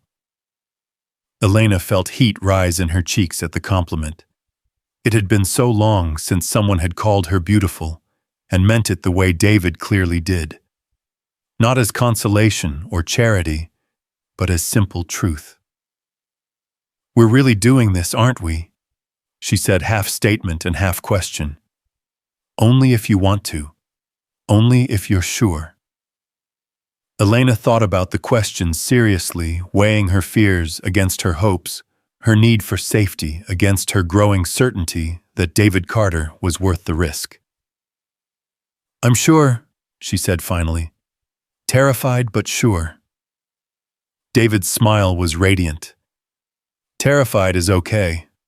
I'm pretty terrified myself." When they emerged from the office, Elena was struck by how normal everything looked, despite the seismic shift that had just occurred in her understanding of her own life. Tommy and Sophie were exactly where they'd left them now, engaged in what appeared to be an elaborate explanation of proper crayon storage techniques. "You have to keep all the reds together," Sophie was saying, with the authority of someone imparting crucial life skills. "And the blues together. Otherwise, how are you supposed to find the right color when you need it?" "But what about purple?" Tommy asked seriously. "Is purple a red or a blue?" "Purple is purple," Sophie said with the patience of someone explaining the obvious. "It gets its own section." Elena caught David's eye across the shop and saw her own amusement reflected in his expression. There was something incredibly grounding about watching their children debate crayon organization after the emotional intensity of what had just passed between them. "All right, artists," David said. "It's getting close to dinner time. Sophie, did you finish your homework?" Sophie's expression immediately grew guilty. "Most of it." which means I did the math, but I still have to read for 20 minutes and write 3 sentences about what I read. Elena watched this exchange with interest, noting the easy routine of it, the way David balanced authority with affection. She found herself imagining similar conversations in her own future, the possibility of sharing not just the joys of parenting, but also the everyday negotiations and responsibilities. "Tommy," Elena said, "we should probably head home too. You have that book report due tomorrow." "Can Sophie help me with it?" Tommy asked hopefully. "She's really good at writing sentences." Elena glanced at David, who nodded almost imperceptibly. "I suppose Sophie could come over for a little while, if it's okay with her daddy." The children's excitement at this plan was immediate and overwhelming. Within minutes, they'd convinced the adults that a homework session followed by pizza delivery would be the perfect end to an already perfect day. Elena found herself agreeing to arrangements that would have seemed impossibly complicated just weeks ago. Coordinating schedules, planning meals, managing 2 children in her small apartment. As they locked up the shop and prepared to caravan to Elena's place, she felt a moment of panic about the state of her home. When was the last time she'd had adults over for dinner? When was the last time she'd cared whether her living space would impress someone? "Elena," David said quietly as he helped her load Tommy's backpack into her car. "Stop overthinking whatever you're overthinking. Your place could be a disaster zone and I wouldn't care." Elena was continually amazed by David's ability to read her moods, to anticipate her anxieties before she'd fully formed them herself. "How do you do that?" "Do what?" "Know what I'm worried about before I say it." David shrugged, but his expression was serious. "I recognize the look. I spent enough years watching Sarah work herself into a panic about things that didn't matter to anyone but her. The difference is your worries actually make sense." The casual mention of his ex-wife reminded Elena that David carried his own complicated history, his own reasons for being careful about new relationships. She wondered what other parallels he saw between her and Sarah, what other ways their situations might echo his past experiences. "David," she said impulsively, "I'm not her. I'm not going to decide this is too hard and disappear." David's hands stilled on the car door handle. "You don't know that. You can't promise that." "You're right, I can't promise that nothing will ever go wrong, or that this will be easy. But I can promise that I don't make commitments lightly. When I care about someone, I stay." David studied her face for a long moment, as if looking for some sign that she meant what she was saying. "Even when it gets complicated, even when the novelty wears off and it's just ordinary life with ordinary problems." Elena understood that this was about more than just her reassurance. This was about David's fundamental fear that anyone he allowed himself to love would eventually find him, and Sophie insufficient, would grow tired of the limitations and responsibilities that came with their lives. "David, my life has been nothing but complicated for 3 years. Ordinary problems would be a relief." That evening at Elena's apartment proved to be a revelation in the logistics of blended families. What Elena had imagined would be chaotic actually fell into a natural rhythm that surprised her with its ease. Sophie appointed herself Tommy's homework supervisor, while David somehow managed to make Elena's small kitchen feel spacious enough for collaborative pizza preparation. "You know," David said, as he helped her clear space on the counter, "I keep expecting this to feel awkward or forced, but it doesn't." Elena knew exactly what he meant. There was something almost eerie about how naturally their routines seemed to mesh, how easily their children had adapted to each other's presence, how right it felt to have David moving around her kitchen, as if he belonged there. "Tommy," Sophie called from the living room where they'd spread homework materials across the coffee table. You have really good handwriting for a boy. Thank you, Tommy replied with the formal politeness Elena had taught him. You're really good at reading big words. Elena smiled at the mutual admiration society that had developed between their children. It was clear that both Tommy and Sophie were starved for peer interaction, for the simple pleasure of having someone their own age to learn from and teach. Elena, David said quietly, can I ask you something personal? Elena tensed slightly, wondering what territory they were about to enter. Sure. What happened to Tommy's father? You mentioned that he died, but... Elena had been expecting this question, but that didn't make it easier to answer. Michael was diagnosed with pancreatic cancer about 6 months after my accident. By the time they caught it, it was already stage 4. He died when Tommy was 4. David's expression grew pained. Jesus, Elena. You lost your husband and became paralyzed in the same year. Actually, Michael died first. The accident happened 3 months later. Elena's voice was steady, but she could feel the familiar ache that came with remembering that terrible time. I was driving to his grave. It was the anniversary of his death, and I wasn't paying attention to the road. The admission hung in the air between them, carrying weight that Elena had never shared with anyone else. Even her therapists hadn't gotten the full truth about the circumstances of her accident, about the guilt that had been eating at her for 3 years. Elena, David said carefully, are you saying you think the accident was your fault? Elena's hands twisted in her lap. I was distracted, crying. If I'd been paying attention, maybe I could have avoided the drunk driver. Maybe I could have... Stop! David's voice was firm enough to cut through her spiraling self-recrimination. Elena, a drunk driver hit you. That's not your fault, no matter what you were thinking about or feeling at the time. But if I hadn't been so lost in grief, if I'd been more careful, then maybe you would have been hit at a different intersection or on a different day. Or maybe the drunk driver would have hit someone else instead. You can't control other people's choices, Elena. You can only control your own.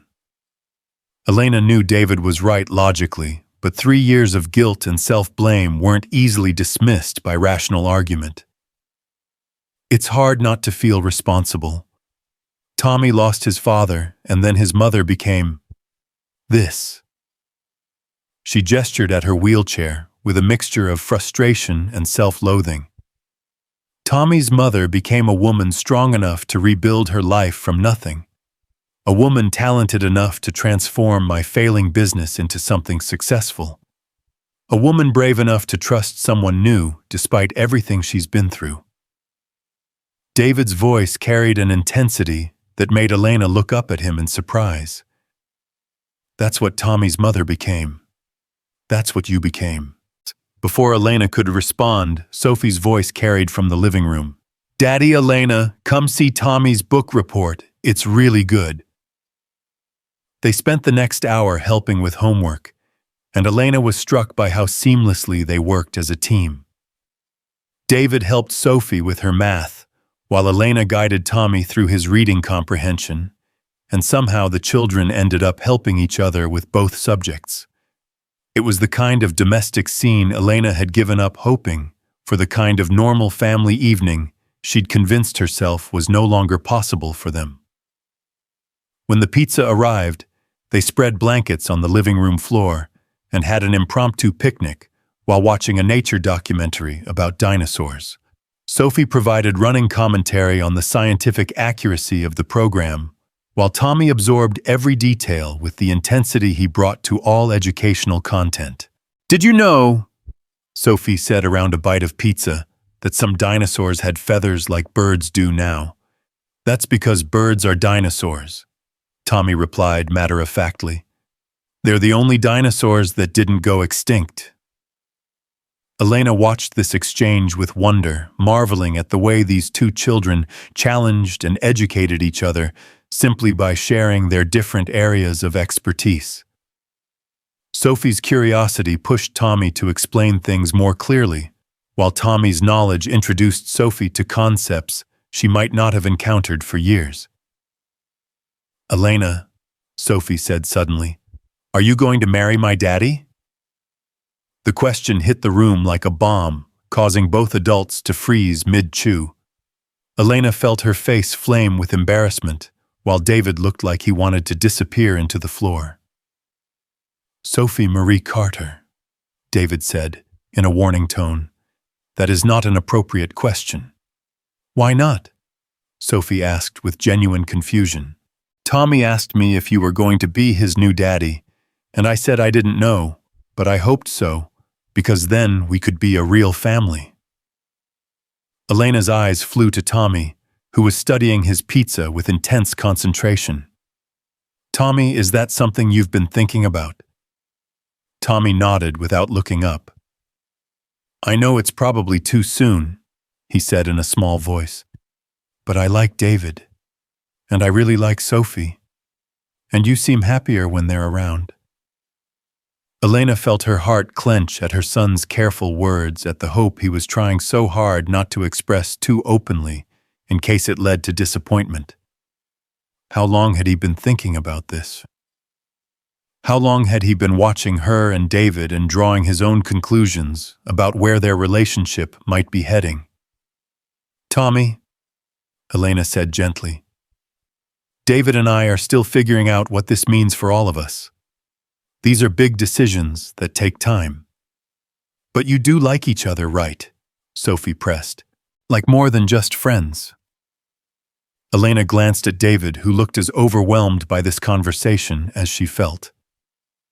They'd barely acknowledged their feelings to each other, let alone figured out how to explain them to their children. "Yes," David said finally, "we like each other more than just friends. But Sophie, grown-up relationships are complicated.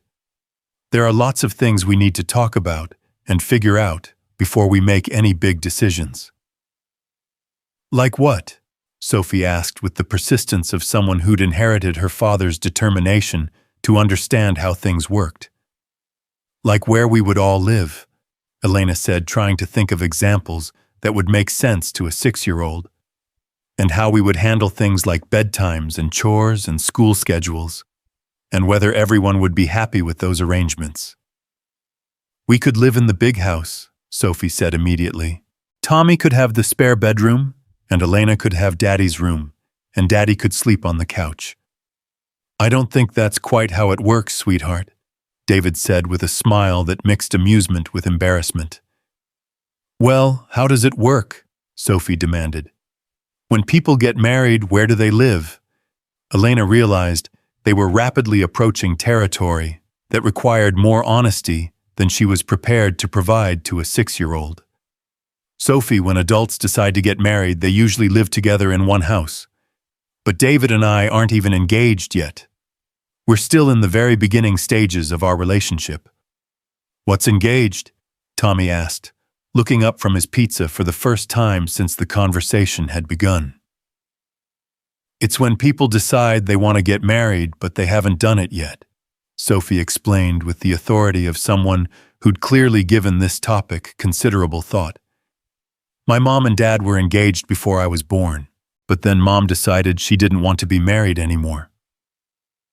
The casual way Sophie mentioned her mother's abandonment made Elena's heart ache.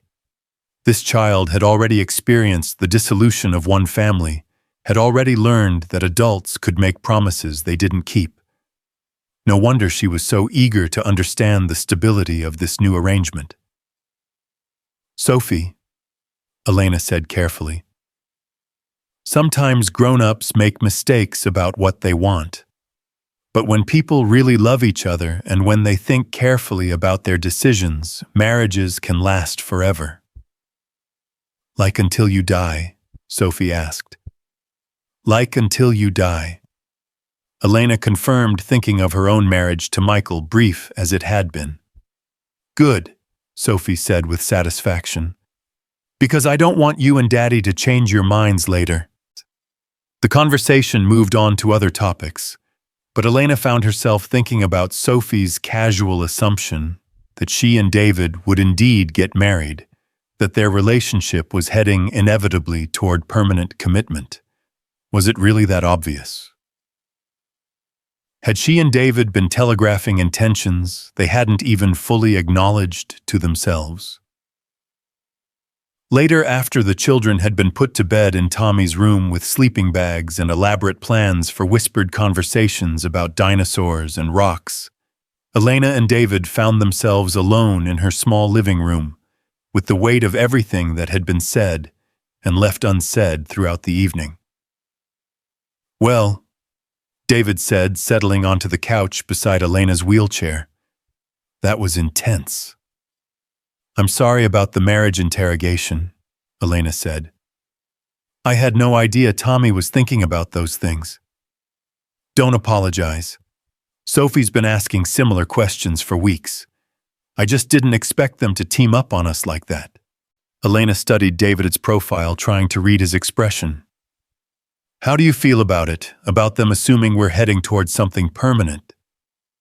David was quiet for a long moment, and Elena felt anxiety twist in her stomach. Had the children's assumptions pushed too hard, too fast? Had the weight of their expectations made David realize he wasn't ready for the kind of commitment they seemed to expect? "Honestly," David said finally, "it doesn't feel like an assumption. It feels like recognition." Elena's pulse quickened. "What do you mean?" "I mean, I haven't been thinking of this as casual dating or seeing where things go. From the moment I kissed you this afternoon, I've been thinking of this as the beginning of something permanent." David turned to face her fully. "Elena, I'm 33 years old. I have a 6-year-old daughter who needs stability. I'm not interested in relationships that might not work out. I'm only interested in relationships that have the potential to last forever."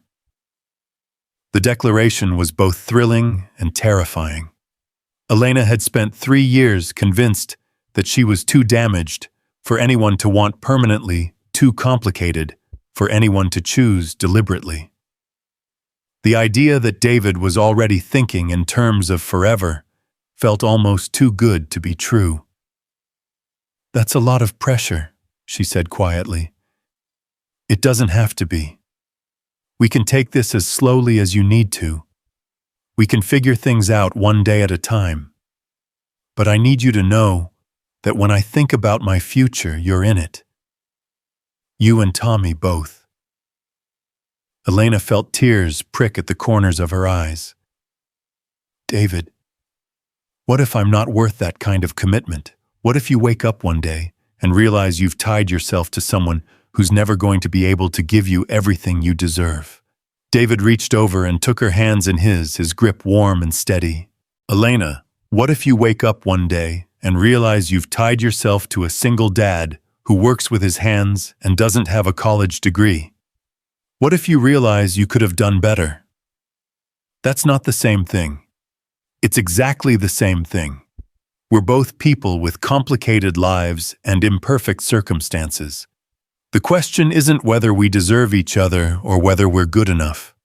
The question is whether we love each other enough to build something beautiful together despite the complications." Elena looked into David's eyes and saw something she'd forgotten was possible. Complete acceptance without conditions, love without reservations, commitment without escape clauses. It was the kind of love she'd had with Michael, the kind she'd convinced herself she could never have again. "I love you," she said quietly, the words feeling both new and inevitable. "I love you too," David replied without hesitation. "I love your strength and your talent and your fierce devotion to Tommy. I love the way you see possibilities where other people see problems. I love that you're brave enough to start over when starting over seemed impossible." Elena leaned forward and kissed him again, this time without hesitation or fear. This time with the certainty that whatever came next, they would face it together. When they finally broke apart, David rested his forehead against hers. So what happens now? Elena thought about the question seriously, considering all the practical realities that would need to be addressed, all the conversations that would need to be had, all the adjustments that would need to be made. Then she thought about Tommy and Sophie whispering together in the next room, planning adventures and sharing secrets like the siblings they might someday become. Now we figure out how to build a family, she said. One day at a time, and the future stretched ahead of them, uncertain and complicated, and full of potential for both joy and heartbreak. But for the first time in 3 years, Elena Brooks was looking forward to finding out what came next. 6 months later, Elena sat in her wheelchair at the kitchen table of what had become their shared morning routine, watching David flip pancakes, while Sophie provided detailed instructions on proper pancake flipping technique, and Tommy set the table with the methodical precision he brought to all tasks. The scene was so beautifully ordinary that Elena sometimes had to pinch herself to believe it was real.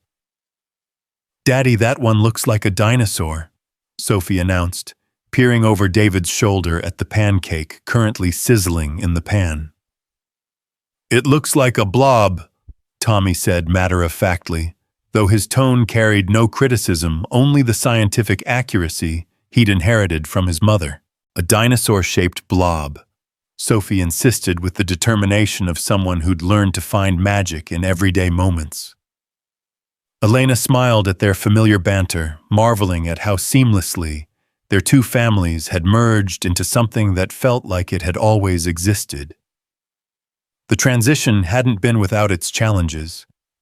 There had been negotiations about bedtime routines, discussions about discipline styles, and more than a few tears when the logistics of blending households proved more complicated than anyone had anticipated. But through it all, the four of them had maintained their commitment to making this work, to building something beautiful from the pieces of their separate lives. The biggest challenge had come 3 months ago, when Elena's old apartment lease was up for renewal. The decision about where they should all live had sparked weeks of careful conversation, practical considerations, weighing against emotional preferences. David's house was larger and already set up for a family, but Elena worried about losing her independence, about becoming too dependent on David's generosity. Her apartment was familiar and accessible, but too small for 4 people to live comfortably. In the end, it was the children who'd solved the dilemma, with the straightforward logic that adults often overcomplicated. "Why don't we just make Daddy's house work for Elena too?" Sophie had asked during one particularly lengthy discussion about the pros and cons of each option. "We can put in ramps and fix the bathroom and move furniture around. It's not that hard." Tommy had nodded sagely. "And then we'd all be together all the time instead of just sometimes." Their simple solution had sparked a renovation project that transformed David's house into something truly accessible while maintaining the warmth and character that made it feel like home. Elena had thrown herself into the design work with the same passion she'd brought to the shops, rebranding, creating spaces that were both beautiful and functional, that honored everyone's needs without feeling clinical or institutional. The master bathroom renovation had been particularly challenging, requiring Elena to be vulnerable about her daily realities in ways that tested the boundaries of their still new relationship.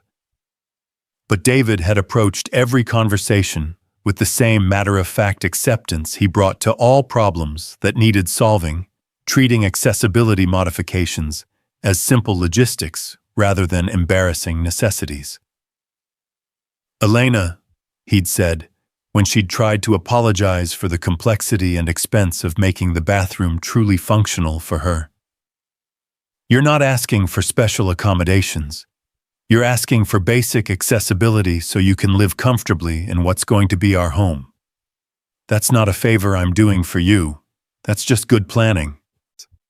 Now, as Elena watched her almost family navigate their morning routine in the kitchen, they'd redesigned together, she felt a profound sense of gratitude for David's pragmatic approach to their relationship. He'd never once made her feel like her needs were burdensome, or her limitations were obstacles to overcome.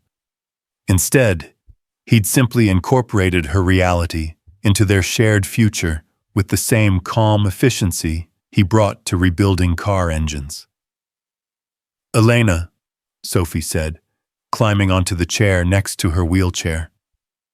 "Can you help me with my presentation today? I want to make sure I explain about geodes the right way." Elena smiled at Sophie's earnest request. Over the past months, she'd discovered that Sophie had inherited her father's perfectionist tendencies, along with his mechanical aptitude. The 6-year-old approached every school project with the seriousness of an engineer solving complex problems. "Of course, sweetheart. What specifically do you want to work on?" "The part about how you can't tell what's inside until you break them open. I want to make sure everyone understands that the most beautiful things are sometimes hidden." Elena felt her throat tighten with emotion at Sophie's words. The metaphor had become a recurring theme in their household conversations, a way of talking about second chances and hidden strengths without getting too heavy for young ears to process. "That's a very important lesson," Elena said carefully. "What made you think of that?" Sophie considered the question with her characteristic seriousness. "Because of you and Daddy. You were both like geodes that looked regular on the outside, but when you opened up to each other, all the beautiful parts showed." Tommy nodded enthusiastically from his position at the table. "And now we get to see the beautiful parts every day." David turned from the stove spatula in hand, and Elena could see the same emotional overwhelm in his expression that she was feeling. Their children's ability to articulate the profound truths that adults struggled to express never ceased to amaze her. "You know what?" David said, his voice slightly husky. "I think that's exactly the right way to explain it." The moment was interrupted by Elena's phone buzzing with a text message. She glanced at the screen and felt her pulse quicken as she read the name of the sender. Margaret Wilder, the owner of a boutique marketing firm in Charlotte, who'd been following Elena's work on Carter's Automotive through industry connections. "Everything okay?" David asked, noting Elena's change in expression. "I think so," Elena said, though her voice carried uncertainty. "It's that potential client I told you about, the one who wanted to discuss a bigger project." Elena had been hesitant to pursue opportunities that might require travel or extended time away from home, still adjusting to the idea that she was allowed to want professional growth again. But Margaret's initial email had been intriguing enough to warrant a phone conversation, which had led to an invitation to discuss a comprehensive rebranding project for a regional chain of automotive services. The irony hadn't been lost on any of them that Elena's expertise in automotive marketing had grown directly from her work with David's shop. What had started as a favor between friends had evolved into a legitimate specialty that was attracting attention from clients across the Southeast. "What does she say?" David asked, setting down his spatula and moving to read over Elena's shoulder. Elena opened the message and felt her eyes widen as she read. "She wants to offer me a retainer, 6 months of consulting work with the possibility of extension. It's..." Elena paused, recalculating the numbers to make sure she'd read correctly. "It's more money than I made in the entire year before I started working with you." David's smile was immediate and proud. "Elena, that's incredible. You have to say yes." "But it would mean travel. Client meetings in Charlotte, maybe Atlanta, overnight trips, conference calls during dinner time." Elena felt the familiar anxiety rising as she cataloged all the ways accepting this opportunity might disrupt their carefully constructed family rhythm. "So we'll figure it out," David said simply. "Elena, this is huge. This is your career taking off again. We'll make it work." Sophie looked up from her pancakes with interest. "What's a retainer?" It's when someone pays you to be available to help them with important work, Elena explained. Like having a job but working for different companies. Cool, Sophie said with satisfaction. Are you going to be famous? Elena laughed at the 6-year-old's perspective on professional success. I don't think famous is the right word, but it might mean I could help lots of businesses tell their stories better. Like you helped Daddy's shop. Exactly like that. Tommy had been listening to this conversation with the quiet intensity he brought to all new information. Elena, he said carefully, does this mean you won't have time for us anymore? The question hit Elena like a physical blow, not because it was unreasonable, but because it revealed her own deepest fear about professional success. For 3 years, her entire identity had been built around being Tommy's mother and managing their limited life together. The idea of expanding beyond that role felt both thrilling and terrifying. Tommy, she said gently, nothing could ever be more important to me than you. And now that includes Sophie and David too. This job would be an addition to our family, not instead of it. Promise? Tommy's voice was small, revealing insecurities that Elena thought they'd moved past. I promise, Elena said firmly. Family first, always. That's never going to change. David knelt beside Tommy's chair, his expression serious. Hey, buddy, can I tell you something? When Elena does amazing work and gets recognized for it, that makes our whole family stronger. It means she's happy and challenged and using all her incredible talents. And happy grown-ups make better parents. Tommy considered this logic with the same methodical approach he brought to all problems. So Elena being successful is good for all of us. Exactly, David said. Just like when my shop does well, it's good for our whole family. We're a team now. When one of us succeeds, we all benefit. Elena felt a surge of love for David's ability to explain complex adult dynamics in terms their children could understand and accept. He'd become remarkably skilled at helping both Tommy and Sophie navigate the emotional complexities of their blended family, always emphasizing cooperation over competition, shared success over individual achievement. Okay, Tommy said, with the finality of someone who'd reached a satisfactory conclusion. But you still have to help me with my science project. Wouldn't miss it, Elena assured him. As they finished breakfast and began the familiar choreography of getting ready for school and work, Elena found herself marveling at how naturally their routines had evolved to accommodate everyone's needs. David handled the morning rush of packing lunches and finding missing homework, while Elena worked with the children on last-minute project preparations. It was efficient without being frantic, organized without being rigid. Elena, David said, as he helped Sophie gather her geode presentation materials. I want you to know that I'm incredibly proud of you, for rebuilding your career, for taking risks, for believing in yourself again. Elena felt tears prick at the corners of her eyes. I couldn't have done any of this without you. Without all of you. Maybe not, David acknowledged. But you're the one who did the work. You're the one with the talent and the vision and the determination to succeed. We just provided the support system. The drive to school was filled with the usual chatter about upcoming tests and playground politics, but Elena found herself thinking about David's words. Support system. When had she stopped believing that she deserved one of those? When had she convinced herself that independence meant handling everything alone, that strength meant never needing help?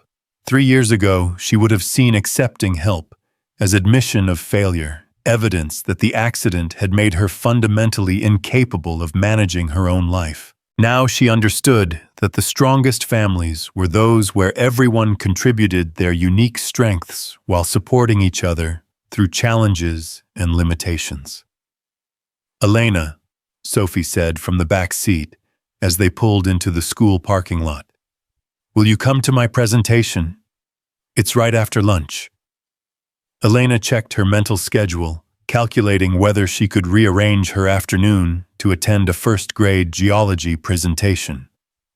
6 months ago, the answer would have been automatic. Of course she could attend, because her calendar was essentially empty, except for Tommy's needs and her limited freelance work. Now, with multiple clients and deadlines to manage, time had become a more precious commodity. I'll be there, she said, realizing that some priorities were worth rearranging schedules for. The morning at the shop passed quickly, with Elena dividing her attention between responding to Margaret Wilder's offer and helping David prepare for a busy afternoon of appointments. The transformation of Carter's Automotive had exceeded everyone's expectations, bringing in not just more customers, but better customers, people who appreciated quality work and were willing to pay for expertise and reliability. I still can't believe this place, said Mrs. Henderson, the elderly woman who'd become one of their most loyal customers since the renovation. 6 months ago, I was afraid to bring my car anywhere but the dealership. Now I recommend David to everyone I know. Elena smiled at the compliment, remembering how intimidated she'd been by the scope of the shop's rebranding project. She'd worried that her disability would somehow limit her ability to understand the business, that her 3-year absence from professional work would have dulled her creative instincts. Instead, she'd discovered that her experience with rebuilding her own life had given her unique insights into helping businesses transform themselves. Mrs. Henderson, Elena said, what was it that made you decide to try us the first time? The older woman considered the question seriously. Honestly, it was seeing you here.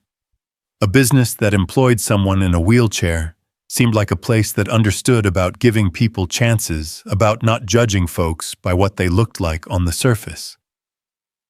Elena felt a jolt of surprise at the response.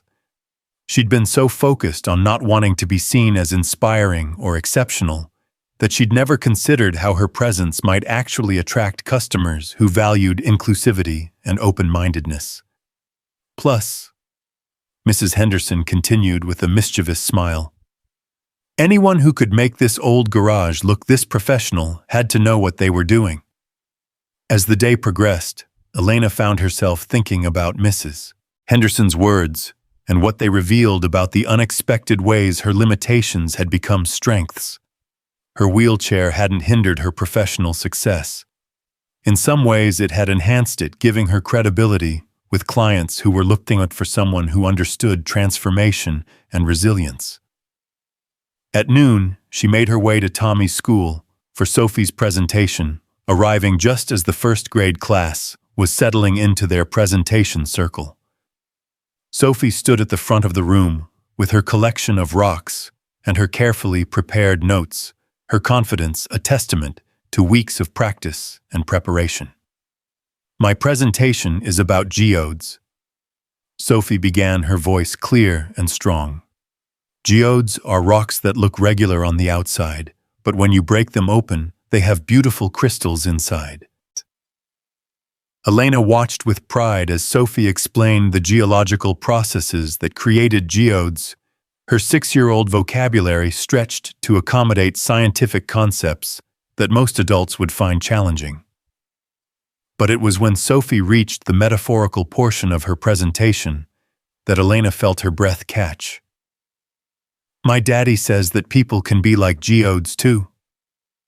Sophie continued, holding up the purple crystalled specimen that had started their friendship.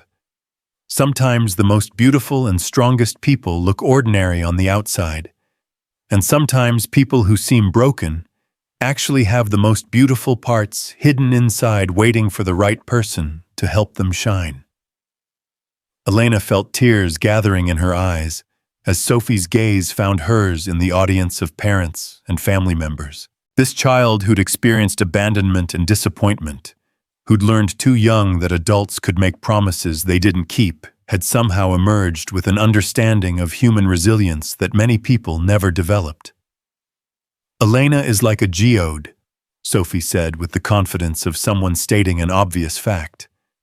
She might look different because she uses a wheelchair, but inside she has all these amazing talents for making beautiful things and helping people solve problems. And my daddy is like a geode too, because he looks like just a regular car mechanic, but really he's the best daddy in the world, and he fixes things in ways that make them better than they were before. The applause that followed Sophie's presentation was enthusiastic, but Elena barely heard it through the emotion clogging her throat. This child had articulated something about love and acceptance, and seeing beyond surface differences that Elena was still learning to believe about herself. After the presentation, as the children moved on to recess and the parents dispersed, Sophie ran to Elena with the excitement of someone who'd just conquered a major challenge. "Did I do good?" she asked her confidence briefly, giving way to the need for reassurance that all children experienced. "Sophie, you were perfect," Elena said, gathering the little girl into a hug that conveyed everything she couldn't put into words. "Your daddy is going to be so proud when he hears about this." "Are you proud too?" Sophie asked, pulling back to study Elena's face. "I'm more than proud," Elena said honestly. "I'm honored that you think of me as part of your family."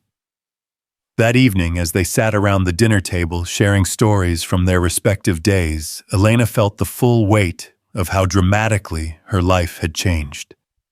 A year ago, she'd been a woman who barely left her apartment, who'd convinced herself that isolation was safer than risking disappointment or rejection.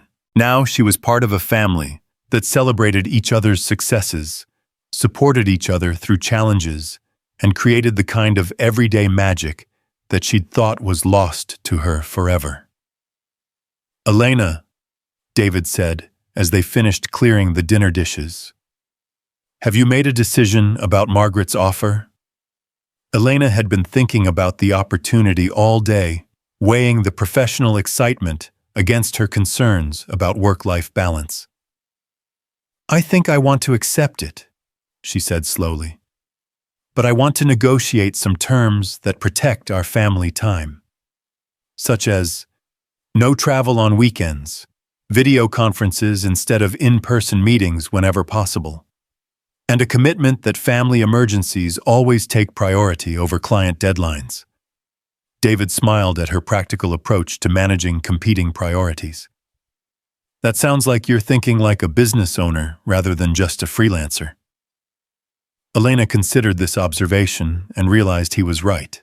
Somewhere in the process of rebuilding her career, she'd stopped thinking of herself as someone grateful for any opportunity and started thinking of herself as a professional with valuable skills who could set reasonable boundaries. "Maybe it's time I started acting like one," she said. "I've been thinking, what if I formalized this, created an actual consulting firm instead of just taking projects as they come?" The idea had been percolating in the back of Elena's mind for weeks, sparked by the steady stream of referrals and inquiries that had followed her work with David's shop. She had a growing reputation in the automotive industry, a portfolio of successful projects, and most importantly, the confidence that came from knowing she could deliver results. "Elena Brooks Consulting," David suggested with a grin. "Actually," Elena said, surprising herself with the words, "I was thinking more like Carter Brooks Consulting." The silence that followed her statement was profound enough that both children looked up from their homework with concern. "Elena," David said carefully, "are you suggesting what I think you're suggesting?" Elena felt her pulse quicken as she realized the implications of what she'd just proposed. "I'm suggesting that maybe it's time we made this official. All of it. The business partnership, the family arrangement, everything." David stared at her for a long moment, his expression cycling through surprise, hope, and something that looked like barely contained joy. "Are you asking me to marry you? I think I might be," Elena said, her voice steadier than she felt. Unless you think it's too soon or too complicated or...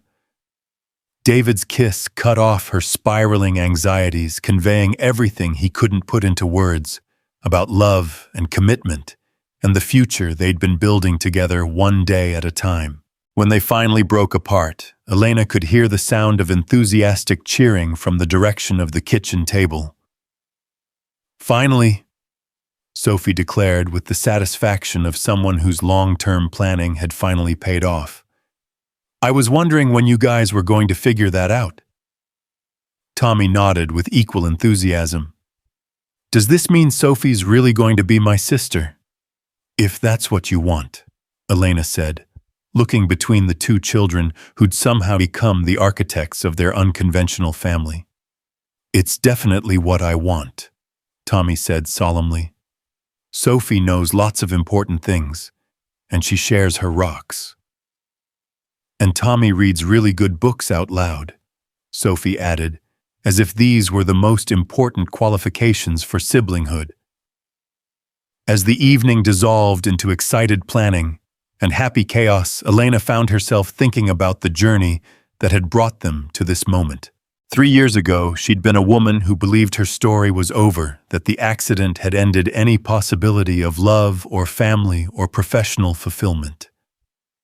She'd convinced herself that survival was the best she could hope for, that asking for more was greedy and unrealistic. Now, as she watched David explain to an overexcited Sophie why they needed to wait until they'd actually had an official wedding before she could start calling Elena Mom, Elena realized that survival had never been the goal. Survival was just the foundation for rebuilding the starting point, for discovering who she could become when she stopped limiting herself to who she'd been before everything changed. The wedding planning happened with the same practical efficiency that characterized everything else about their relationship. Elena had initially envisioned something small and simple, a courthouse ceremony followed by dinner at home with the children. But David had gently insisted that they deserved to celebrate properly, that their love story was worth marking with something more substantial than signed paperwork. "Elena," he'd said, when she'd protested that elaborate weddings were for young couples starting their first marriages, "this isn't about proving anything to anyone else. This is about you and me and Tommy and Sophie creating a memory that marks the beginning of our official family." In the end, they'd settled on a backyard ceremony at David's house, their house, with close friends Elena's sister, who flew in from Denver, and a handful of David's family members, who'd embraced Elena and Tommy with the kind of wholehearted acceptance that made Elena understand where David had learned his approach to love. The morning of the wedding dawned clear and bright, with the kind of perfect September weather that made North Carolina famous for its beauty. Elena woke up in Sophie's room where she'd spent the night, according to Sophie's insistence that it was bad luck for the bride and groom to see each other before the wedding. "Elena," Sophie whispered from her position in the twin bed across the room. "Are you nervous?" Elena considered the question honestly. "A little, but more excited than nervous." "Good," Sophie said with satisfaction. "Daddy's been awake since 5 o'clock. I heard him making coffee and mumbling to himself about his speech." Elena smiled at the image of David nervously rehearsing his wedding vows in the pre-dawn darkness. They'd decided to write their own vows, a choice that had seemed romantic in theory, but had proved challenging in practice. "How did you put into words the gratitude for someone who'd helped you rebuild your entire understanding of what was possible?" The ceremony itself was everything Elena hadn't known she wanted. David had worked with the local florist to transform their backyard into something magical without being ostentatious. String lights hung between the trees, simple arrangements of fall flowers, chairs arranged in a circle that put Elena's wheelchair naturally among the guests, rather than setting her apart. But it was the moment when Elena rolled down the makeshift aisle, Tommy walking proudly beside her wheelchair, while Sophie scattered flower petals with theatrical enthusiasm, that she understood what David had meant about creating a memory worth celebrating. This wasn't just about legal documents or official recognition. This was about claiming their place in the world as a family, about declaring to their community that love could triumph over circumstance, that broken things could be made whole in ways that were different, but no less beautiful than their original form. David's vows, when he finally delivered them, were everything Elena had hoped for and nothing she'd expected. "Elena," he said, his voice steady, despite the emotion she could see in his eyes. "3 years ago, you thought your story was over.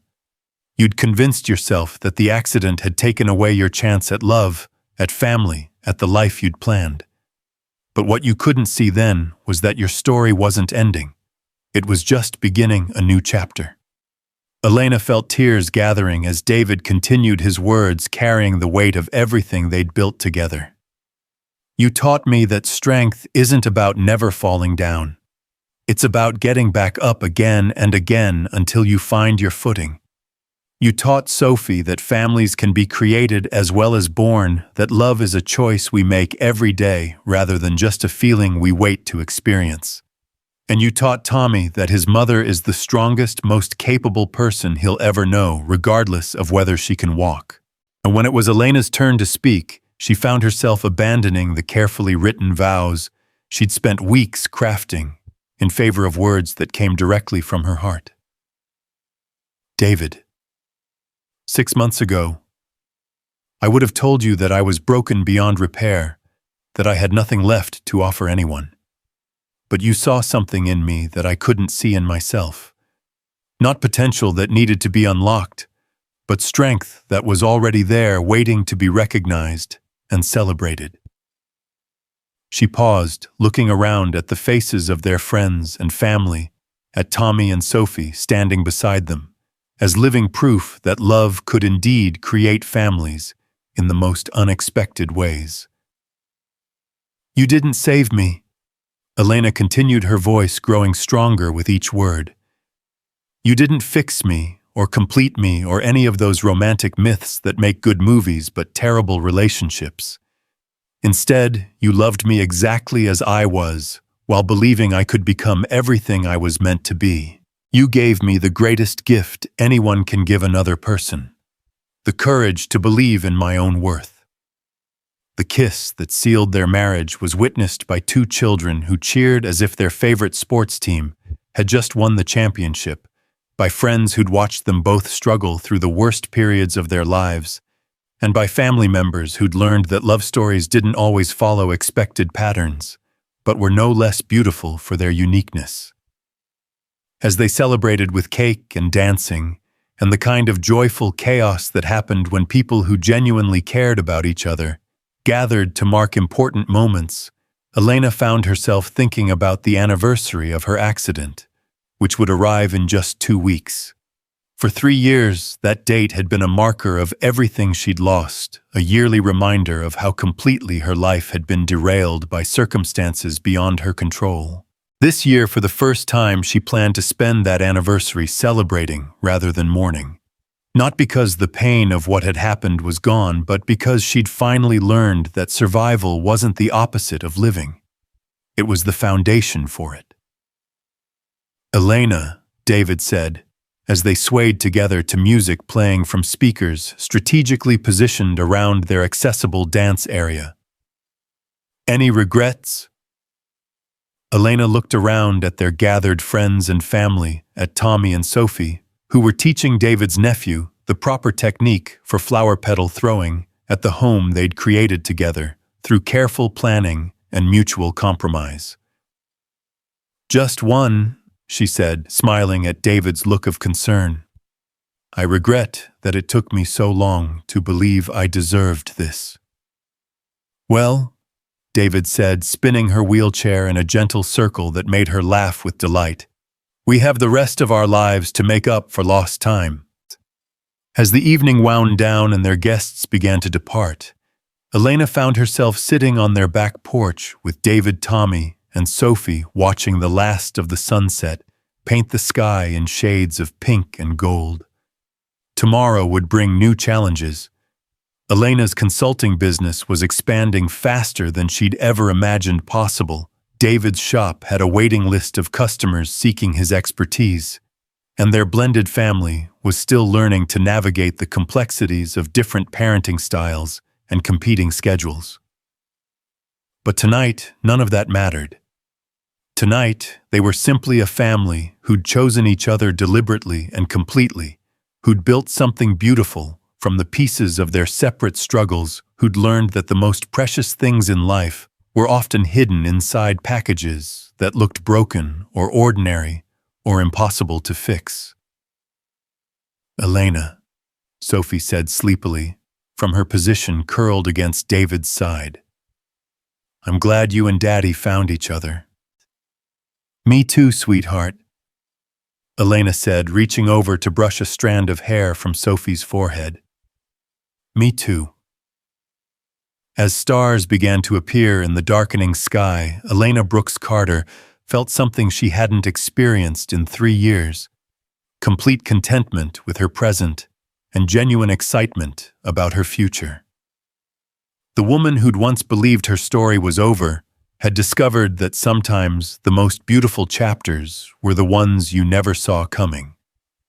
The ones that began with the simple question, "Can we join you?" The answer, it turned out, had always been yes.